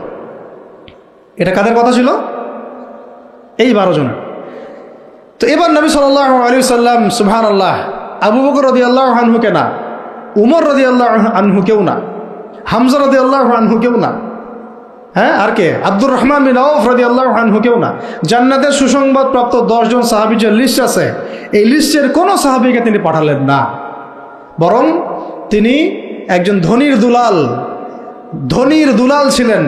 ইসলামের জন্য সব বিসর্জন দিয়েছেন, এমনভাবে বিসর্জন দিয়েছেন যে তার গায়ে ফসকা পড়ে গিয়েছিল। উহুদ যুদ্ধের দিন তাকে দাফন করা হয়েছে শাহাদাতের পরে, মানে কাফনের 2 টুকরা কাপড় পর্যন্ত পাওয়া যায় নাই। কিন্তু তিনি ছিলেন মক্কার ধনীর দুলাল, যার পারফিউমের গন্ধ, মানে এক রাস্তা দিয়ে হাঁটলে ওই রাস্তা সবাই পেত যে হ্যাঁ, এটা ওই ব্যক্তির পারফিউম। তার মতো কাপড় আর কারো ছিল না। এত লাক্সারিয়াস লাইফ লিড করতেন, বাংলাদেশের সবচেয়ে কোটিপতি ছেলের মতো মনে করেন। এইরকম ধনীর একজন দুলাল ইসলাম কবুল করার পর তার অবস্থা এমন হয়েছে যে তাকে এক কাপড়ে দাফন করা হয়েছে। সুবহানাল্লাহ। তা উহুদের মাঠে। বিখ্যাত সাহাবী, বিখ্যাত দাঈ ইলাল্লাহ, তার নাম মুসআব বিন উমাইর রাদিয়াল্লাহু আনহু। মুসআব বিন উমাইর নাম মুখস্থ থাকবে তো ইনশাআল্লাহ। এগুলা মুখস্থ করার উচিত। বাংলাদেশের মানুষ, মানে কি বলবো, যে জয় বাংলা শব্দটা যতবার বলছে সাল্লাল্লাহু আলাইহি ওয়াসাল্লাম ততবার বলে নাই। এমন একটা জাহালাত। যারা আপনারা ধর্মনিরপেক্ষ রাজনীতি করেন, তারা আপনাদের নেতাদের নাম যতবার নেন, রাসূলের নামও ততবার নেন না। আবার আপনারা যারা ধর্মনিরপেক্ষ রাজনীতি করেন, আপনারা আপনাদের নেতার নাম যতবার নেন দিনে, আল্লাহ রসুলের নামও ততবার নেন না। তাহলে কিভাবে আপনাদের দ্বারা আমাদের কম সফল হবে? কিভাবে সফল হবে? কিভাবে জাতিকে আপনি সফলতার পথ দেখাবেন? তা মুসআব বিন উমাইর রাদিয়াল্লাহু আনহুকে নিয়ে আমাদের গল্প থাকা উচিত ছিল বইয়ের মধ্যে। হ্যাঁ, থাকা উচিত ছিল না? আলাদা কিতাব না হোক, অন্তত একটা চ্যাপ্টার থাকতে পারতো তাকে নিয়ে। ইসলামের ইতিহাসের প্রথম দায়ী মুসআব বিন উমাইর আছে, ওই লারে লাপ্পা আছে বইয়ের মধ্যে, ভংসং এগুলো আছে, LGBT আর কি বলবো, এগুলো আছে বইয়ের মধ্যে। হ্যাঁ, মেয়ে মন চায় ছেলে হইতে, ছেলে মন চায় মেয়ে হইতে। আরে মানে এগুলোকে কি বলবো, এগুলোকে কানে কপালে খালি পিটানো দরকার। হ্যাঁ সত্যি, আসলে জানেন মায়ের উপর কোনো ওষুধ নাই। আমার তো মন চায় এগুলোকে ঢুকাই আমরা আয়নাঘরে, আমাদের আয়নাঘরে ঢুকাই। এগুলো কি শিক্ষা? একটা ছেলের মন চায় মেয়ে হইতে, ওর মন চায় ছেলে হইতে, আর এইগুলা আমাদের ছেলে মেয়েদের পাঠ্যপুস্তকের মধ্যে ঢুকাই দিল। আর আমরা 90% মুসলিম, কিছুই বললাম না, অনলাইনে লেখালেখি করলাম, 2 একটা মানববন্ধন করলাম, খালাস, শেষ। তাহলে এখন যদি এই বিপ্লবের পরে পরিবর্তিত বাংলাদেশেও যদি আমাদেরকে এগুলোই দেখতে হয়, তাহলে তো বলবো যে জেলাও সেই কদু হইল। আর পরিবর্তিত বাংলাদেশের শিক্ষানীতির মধ্যে যদি এগুলোই থাকে, তাহলে তো বলবো জেলাও সেই কদু হলো। কি পার্থক্য হলো? এগুলো পরিবর্তন করতে হবে। আল্লাহ পাক আমাদের ঊর্ধ্বতন কর্তৃপক্ষকে বোঝার তৌফিক দান করেন। আর যোগ্যদের কথা মূল্যায়ন আপনারা করবেন না, যোগ্যদের কথা মূল্যায়ন করবেন না। রামশ্যাম যদুমধু নিয়ে বসাইছেন সব জায়গায়, কিছুই বুঝে না, দেশের রাষ্ট্র অর্থনীতির শিক্ষার বসে আছে দায়িত্বে। মানে এটা কলেজের ক্যান্টিন নাকি? কলেজের ক্যান্টিন সবাই বসে চা খাইতে বসছে, সেটা এরকম কি? ওলামায়ে কেরামদের মধ্যে মুহাক্কিক ওলামায়ে কেরামদের 2-3জনও নাই।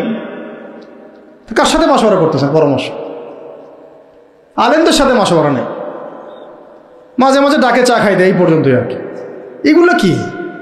তার মানে আপনারা ঘুরে ফিরে আগের সেই ওই সেকুলারিজমই প্রতিষ্ঠা করতে চাচ্ছেন, কিন্তু একটু নতুন আঙ্গিকে আর কি। আল্লাহর কসম করে বলতেছি, বাংলাদেশের তাওহীদি জনতা এবার এগুলো সহ্য করবে না ইনশাআল্লাহ। যদি ইসলামপন্থী আমাদের মুরব্বীরা, তুল্লাবরা, আমাদের ইসলামপন্থী জামায়াগুলো যদি মাঠে থাকে, এই কাজ আপনারা করতে পারবেন না ইনশাআল্লাহ। কিচ্ছু লাগতো না যদি হেফাজতে ইসলাম তার যদি রাজনৈতিক দূরদর্শিতায় সবসময় মাঠে থাকতো, প্রত্যেকটা জায়গায় রাজনৈতিক ক্ষেত্রে হেফাজতে ইসলামকে টক্কর দিয়ে কেউ বাংলাদেশের শাসন ক্ষমতায় যেতে পারত না। এখন আমাদের মুরব্বীরা এগুলো নিয়ে ফিকির করবেন ইনশাআল্লাহ, আমরা আশা করি। আর কোনো দিকে চিন্তা করার দরকার নাই। জীবন দেওয়ার জন্য হাজার হাজার লক্ষ লক্ষ তুল্লাব রেডি আছে ইনশাআল্লাহ, লাখ লাখ তুল্লাব রেডি আছে। আপনারা মাঠে যান, মাঠে থাকেন, রাজনীতি করেন। ওয়াজ মাহফিলের প্যান্ডেল বাদ দিয়ে আপনারা এবার রাজনীতির মঞ্চে যান ইনশাআল্লাহ। কারণ আমাদেরকে ইসলামকে রাষ্ট্র ক্ষমতায় নিতে হবেই যদি আমরা অস্তিত্ব টিকে রাখতে চাই। না হলে যদি ওই যে চট করে যারা ঢুকে পড়তে চায় তাদের যদি কেউ কখনো ঢুকে পড়ছে, তাহলে আমাদের কল্যাণ থাকবে না, কিছুই থাকবে না। না থাকবে গাছ, না থাকবে কোনো ফল। এই জিনিসটা আমাদের বোঝা উচিত। আল্লাহ পাক আমাদেরকে বোঝার তৌফিক দান করেন। তা এখান থেকে শেষ হয়ে যাবে ইনশাআল্লাহ, একটু ধৈর্য ধরেন। এই যে 12 জন যুবকের কথা বললাম, তার সাথে দায়ী সাহাবীকে পাঠানো হলো, তার নাম কি? এবার শুনেন, এই সাহাবী রাদিয়াল্লাহু আনহু 1 বছরের মধ্যে, কত বছর? 1 বছর দাওয়াতি কাজ করে তিনি পুরা মদিনার 75টা ফ্যামিলিকে ইসলাম কবুল করেছে। কতটা? এবার তার পরের বছর এই 75টা ফ্যামিলি আল্লাহর নবীর কাছে এসেছে সাল্লাল্লাহু আলাইহি ওয়াসাল্লাম। ইয়া রাসূলুল্লাহ, আমরা ইসলাম কবুল করতে চাই। আমরা জানি মক্কাতে আপনি নির্যাতিত, আপনার সাহাবীরা নিপীড়িত, আপনি আপনার সাহাবীদেরকে নিয়ে আমাদের মদিনা চলে আসুন। নবীজি সাল্লাল্লাহু আলাইহি ওয়াসাল্লাম বায়াত করালেন কয়েকটা বিষয়ের। আল্লাহর সাথে কাউকে শরীক করবে না, চুরি করবে না, জেনা করবে না, একে অপরকে মিথ্যা অপবাদ দিবে না, সৎ কাজে আদেশ করবে, অসৎ কাজে নিষেধ করবে, আমার আনুগত্য করবে, সুখে দুঃখে আমার আনুগত্য করবে, সচ্ছল অসচ্ছল উভয় অবস্থায় আল্লাহর পথে দান করবে। ঠিক আছে, আমি যদি মদিনায় যাই বা যখন যাব তখন আমাকে আর আমার সাহাবীদেরকে এমনভাবে তোমরা প্রোটেক্ট করবা যেভাবে তোমরা তোমাদের স্ত্রী সন্তানকে করো। তোমরা কি রাজি আছো? একজন সাহাবী বলছেন যে ইয়া রাসূলুল্লাহ ফামা লানা ইযা ফাআলনা যালিক, আমরা যদি এটা করি তাহলে কি পাবো? নবীজি বলছেন আল জান্নাহ, জান্নাত পাবে। কিভাবে? জান্নাত পাবে। তখন আয়াত নাজিল হয়েছে, ওই যে সূরা তাওবার 111 নম্বর আয়াতটা, ইন্নাল্লাহা আশতারা মিনাল মুমিনিনা আনফুসাহুম বিআন্না লাহুমুল জান্নাহ। ওই যে ওই আয়াতটা, ইকাতিলুনা ফি সাবিলিল্লাহি ফায়াকতুলুনা ওয়া ইউকতালুন, এই যে পুরো আয়াতটা নাজিল হয়েছে কিন্তু এখানে। এখন এবার হিজরত হলো। এবার একটু বুঝেন ভালো করে, মোবাইলটাতে মনোযোগ দিয়েন না। এক কথা বারবার বলতে কিন্তু ভালো লাগে না আমার। এরপর যদি বের হয় এখানে নিয়ে আসবো স্টেজে, আইনা এখান থেকে কোরআন তেলাওয়াত করতে বলবো সবার সামনে। কথা বুঝতে পারছেন? এবার তারা যখন গেল, মানে সাহাবীরা, যে আপনি আমার আলোচনা কিন্তু মনোযোগটা নষ্ট করে ফেলছেন এই কাজটাই। আউযু বিল্লাহি মিনাশ শাইতানির রাজিম। এবার এই যে 75টা ফ্যামিলি এখন চলে গেল মদিনায়। কোথায়? এই জায়গাটা বোঝেন, এই জায়গাটা আমরা এখন আসতে পারি নাই। বাঙালি জাতিকে এখন এই জায়গায় যাইতে হবে। পুরো নেশনটাকে এখন কোথায় যেতে হবে? এই মদিনা রাষ্ট্রে যেতে হবে। আমরা এখনো মদিনা রাষ্ট্রে যেতে পারি নাই। এবার আমরা 75টা ফ্যামিলি চলে গেলাম মদিনায়। মক্কায় আমাদের কেউ নাই, গুটি কয়েক মানুষ আছেন যারা যেতে পারে নাই, মাযুর। বেশিরভাগ চলে গেছেন কোথায়? মদিনায়। আর কিছু আছেন আবিসিনিয়ায়, কিছু আছেন কোথায়? আবিসিনিয়ায়, কিছু আছেন মদিনায়। এই হলো মদিনায় হিজরত। হিজরত করার পরে মসজিদ নির্মাণ করা হয়েছে। কি নির্মাণ করা হয়েছে? মসজিদ। মসজিদটা একটা পার্লামেন্টের মতো ছিল, শুধু নামাজ রোজার জায়গা না, একটা পার্লামেন্টের মতো, একটা সংসদের মতো। এখান থেকে ডিসিশন পলিসিগুলো মেকিং হতো।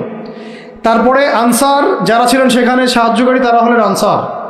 আর যারা হিজরত করে গেলেন তারা হলেন মুহাজির। নবীজি আনসার আর মুহাজিরদের মধ্যে ভ্রাতৃত্বের বন্ধন স্থাপন করলেন। এই যে আমাদের দরকার এখন ঐক্যের প্ল্যাটফর্ম। কি দরকার? ঐক্যের প্ল্যাটফর্ম। সেখানে তারা ভূখণ্ড পেলেন, রাষ্ট্র ক্ষমতা পেলেন, ভ্রাতৃত্বের বন্ধন হলো। মুশরিকরা ছিল, তাদের সাথে মদিনা সনদ বা একটা চুক্তি হলো, এটা একটা কনস্টিটিউশন, সংবিধান হলো। এই জায়গায় আমরা এখনও যেতে পারি না। যেতে পারছি? আমাদের সেরকম আলাদা কোনো স্বতন্ত্র ইসলামিক কান্ট্রি নাই, আমাদের সেরকম ইসলামিক কোনো কনস্টিটিউশন নাই, ইসলামিক আমাদের মধ্যে ইভেন ভ্রাতৃত্বের বন্ধনও নাই। ওই রকম কোনো একজন আমির এবং একটা জামাআ আমাদের মধ্যে এখন নাই। এখন আমরা মদিনা রাষ্ট্র কায়েম করতে পারি নাই। মদিনা রাষ্ট্র কি সেকুলার রাষ্ট্র ছিল? ধর্মনিরপেক্ষ রাষ্ট্র ছিল কি? মদিনা রাষ্ট্র কি জাতীয়তাবাদের আদলে গড়ে উঠেছে বা কমিউনিজমের আদলে গড়ে উঠেছে? গণতন্ত্রের আদলে? মদিনা রাষ্ট্র গড়ে উঠেছে শরিয়ার আদলে, মানে কোরআন এবং সুন্নাহর বিধানের আলোকে। ওখানে কি অন্য ধর্মের মানুষরা ছিল না? ছিল। তাদের সাথে কোনো কনফ্লিক্ট হয়েছে? তাদের অধিকার খর্ব করা হয়েছে? হ্যাঁ, তাদের সাথে জুলুম হয়েছে? না, বরং তাদের সাথে আমরা হৃদ্যতা মহব্বতের সম্পর্ক রেখে চলেছি যতক্ষণ পর্যন্ত না তারা কোনো ফল্ট করেছে।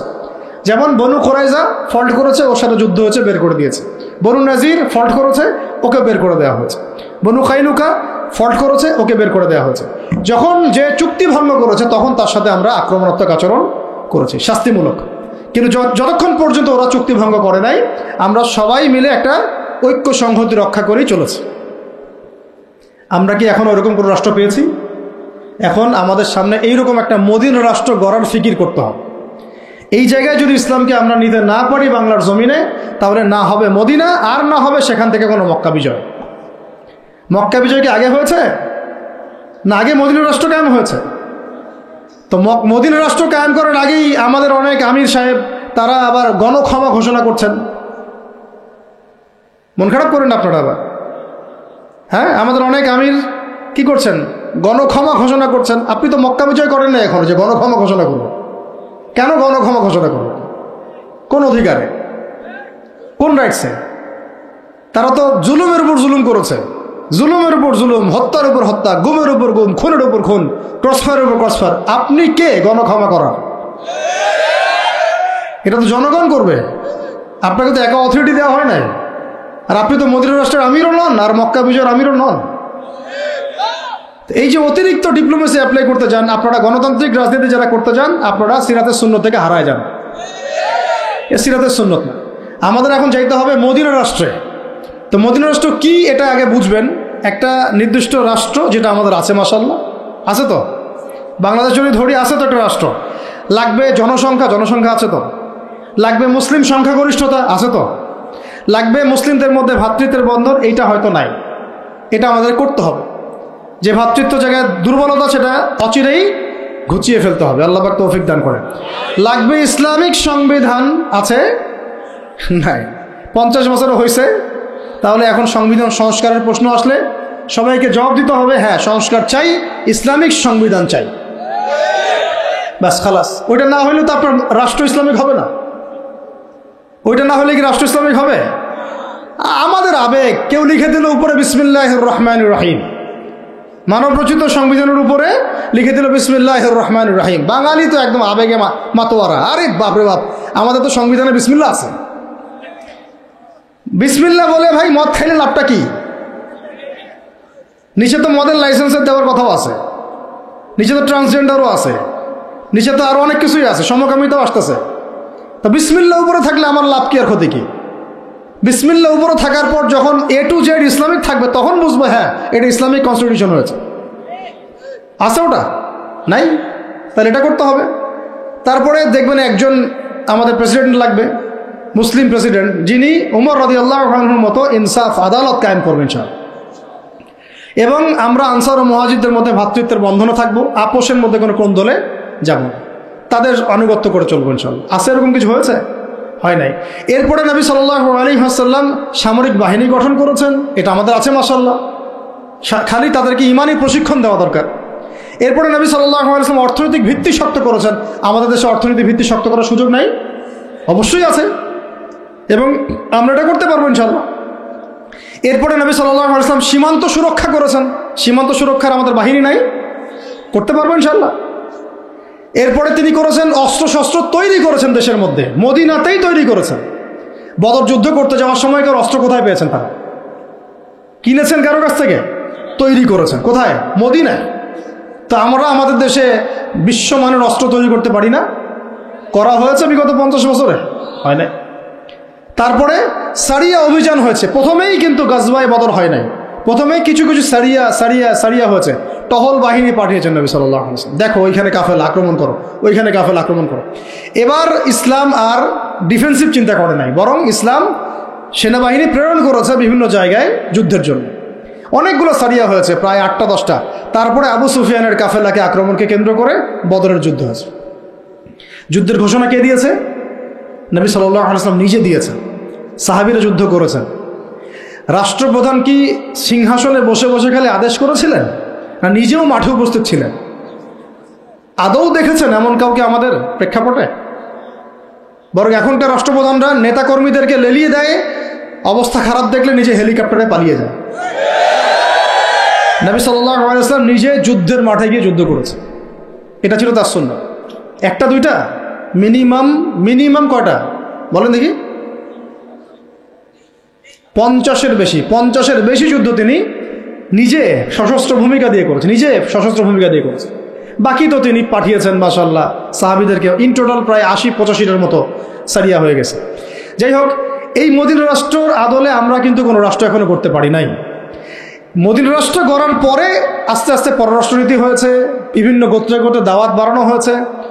এরপরে আস্তে আস্তে মুসলিমদের রাষ্ট্রের আয়তন বাড়তে থাকছে, অর্থনীতি সমৃদ্ধ হতে রয়েছে। পাশাপাশি আমরা ওই হেরাক্লিয়াস, রোম সম্রাট হেরাক্লিয়াস, পারস্য, এইটা ওইটা পুরো বিশ্ব রাজনীতি তখন আমরা কাঁপায় ফেলছি। এক পর্যায়ে হুদাইবিয়ার সন্ধি হয়েছে, এই সন্ধির পরবর্তীতে তাবুক হয়েছে, মোতা হয়েছে, নবীর ইন্তেকাল পরে ইয়ারমুকও হয়েছে।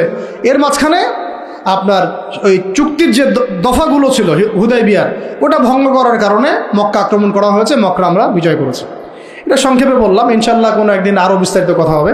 মূল কথা হচ্ছে এই যে মদিনা রাষ্ট্র থেকে মক্কা বিজয় এই পর্যন্ত কিন্তু অনেক ঘটনা ঘটেছে। আবার বুঝেন, মদিনা রাষ্ট্র থেকে মক্কা বিজয় এইটুকুর মধ্যে কিন্তু আরও অনেক ঘটনা ঘটেছে। আরও অনেকগুলো যুদ্ধ হয়েছে, জনসংখ্যা বেড়েছে, দেশের আয়তন বেড়েছে, পররাষ্ট্রনীতি অ্যাপ্লাই করা হয়েছে, হ্যাঁ, অর্থনীতি সমৃদ্ধ করা হয়েছে। তারপরে হুদাইবিয়ার কাছাকাছি ওমরা করতে আসার সময় তারা বাধা দিল, আমরা সন্ধিতে গেলাম, তাই না? 10 বছর কেউ কারোর সাথে যুদ্ধ করবো না, তোমার কেউ আসলে আমি ফিরাই দেবো, আমাদের মুসলিমদের কেউ গেলে ফিরাই দিবা না, ঠিক আছে?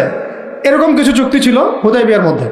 তো চুক্তির ধারাগুলো ভঙ্গ করেছে কোরাইশরা যখন চুক্তির ধারা ভঙ্গ করেছে, ওই ধারার ভঙ্গকে কেন্দ্র করে মক্কা আক্রমণ করা হয়েছে, মক্কা বিজয় করা হয়েছে। এরপরে মক্কা, মদিনা, তায়েফ, তাবুক সমস্ত এলাকায়, এই পুরো এলাকাটায়, এটাকে আমরা বলি জাজিরাতুল আরব। কি বলি? শুধু মক্কায় না, পুরো মক্কা, মদিনা, হেজাজ, নাজদ, জাজিরাতুল আরব পুরা, ইভেন ইয়েমেনের সীমান্ত পর্যন্ত, বাহরাইনের সীমান্ত পর্যন্ত পুরা জায়গাটায় নবী সাল্লাল্লাহু আলাইহি ওয়াসাল্লাম জীবিত থাকা অবস্থায় কি হচ্ছে? ইসলাম শুধু কি ব্যক্তি জীবনে প্রতিষ্ঠা হয়েছে, রাজনৈতিকভাবে প্রতিষ্ঠা লাভ করেছে। এই হলো সিরাতের সুন্নতের দিন কায়েমের একটা চূড়ান্ত বাস্তবতা, যা আমাদের নবী আমাদেরকে দেখিয়ে গিয়েছেন সাল্লাল্লাহু আলাইহি ওয়াসাল্লাম। এখন কথা হচ্ছে যে মক্কা বিজয় তো অনেক দূরের কথা, ওটা তো অনেক পরের কথা। আমরা কি আমাদের রাষ্ট্রটাকে মদিনার আদলে সাজাতে পেরেছি কিনা? মদিনার আদলে রাষ্ট্রটাকে সাজাতে পেরেছি? এখন আগে সিরাতের আলোকে আমরা এই রাষ্ট্রটাকে মদিনা বানানোর চেষ্টা করি, আল্লাহ পাক তৌফিক দান করেন। তারপরে যখন মদিনা হবে ইনশাআল্লাহ তাআলা, মদিনা হলে পরে দেখবেন এটাকে কেন্দ্র করে আমরা আশেপাশের যে কন্টিনেন্টগুলো আছে এইগুলো একদিন জয় করবো ইনশাআল্লাহ। ওরা মানচিত্র পরিবর্তন করতে যাচ্ছে, মানচিত্র পরিবর্তন হবে ইনশাআল্লাহ, তবে ওদের হাতে না, আমাদের হাতে হবে ইনশাআল্লাহ। এটা কিন্তু গাল গল্প না, হাদিসে অনেক ইঙ্গিত আছে। আমি হাদিসগুলো নিয়ে আজকে আলোচনা করতেছি না, হাদিসে এরকম অনেক ইঙ্গিতই আছে।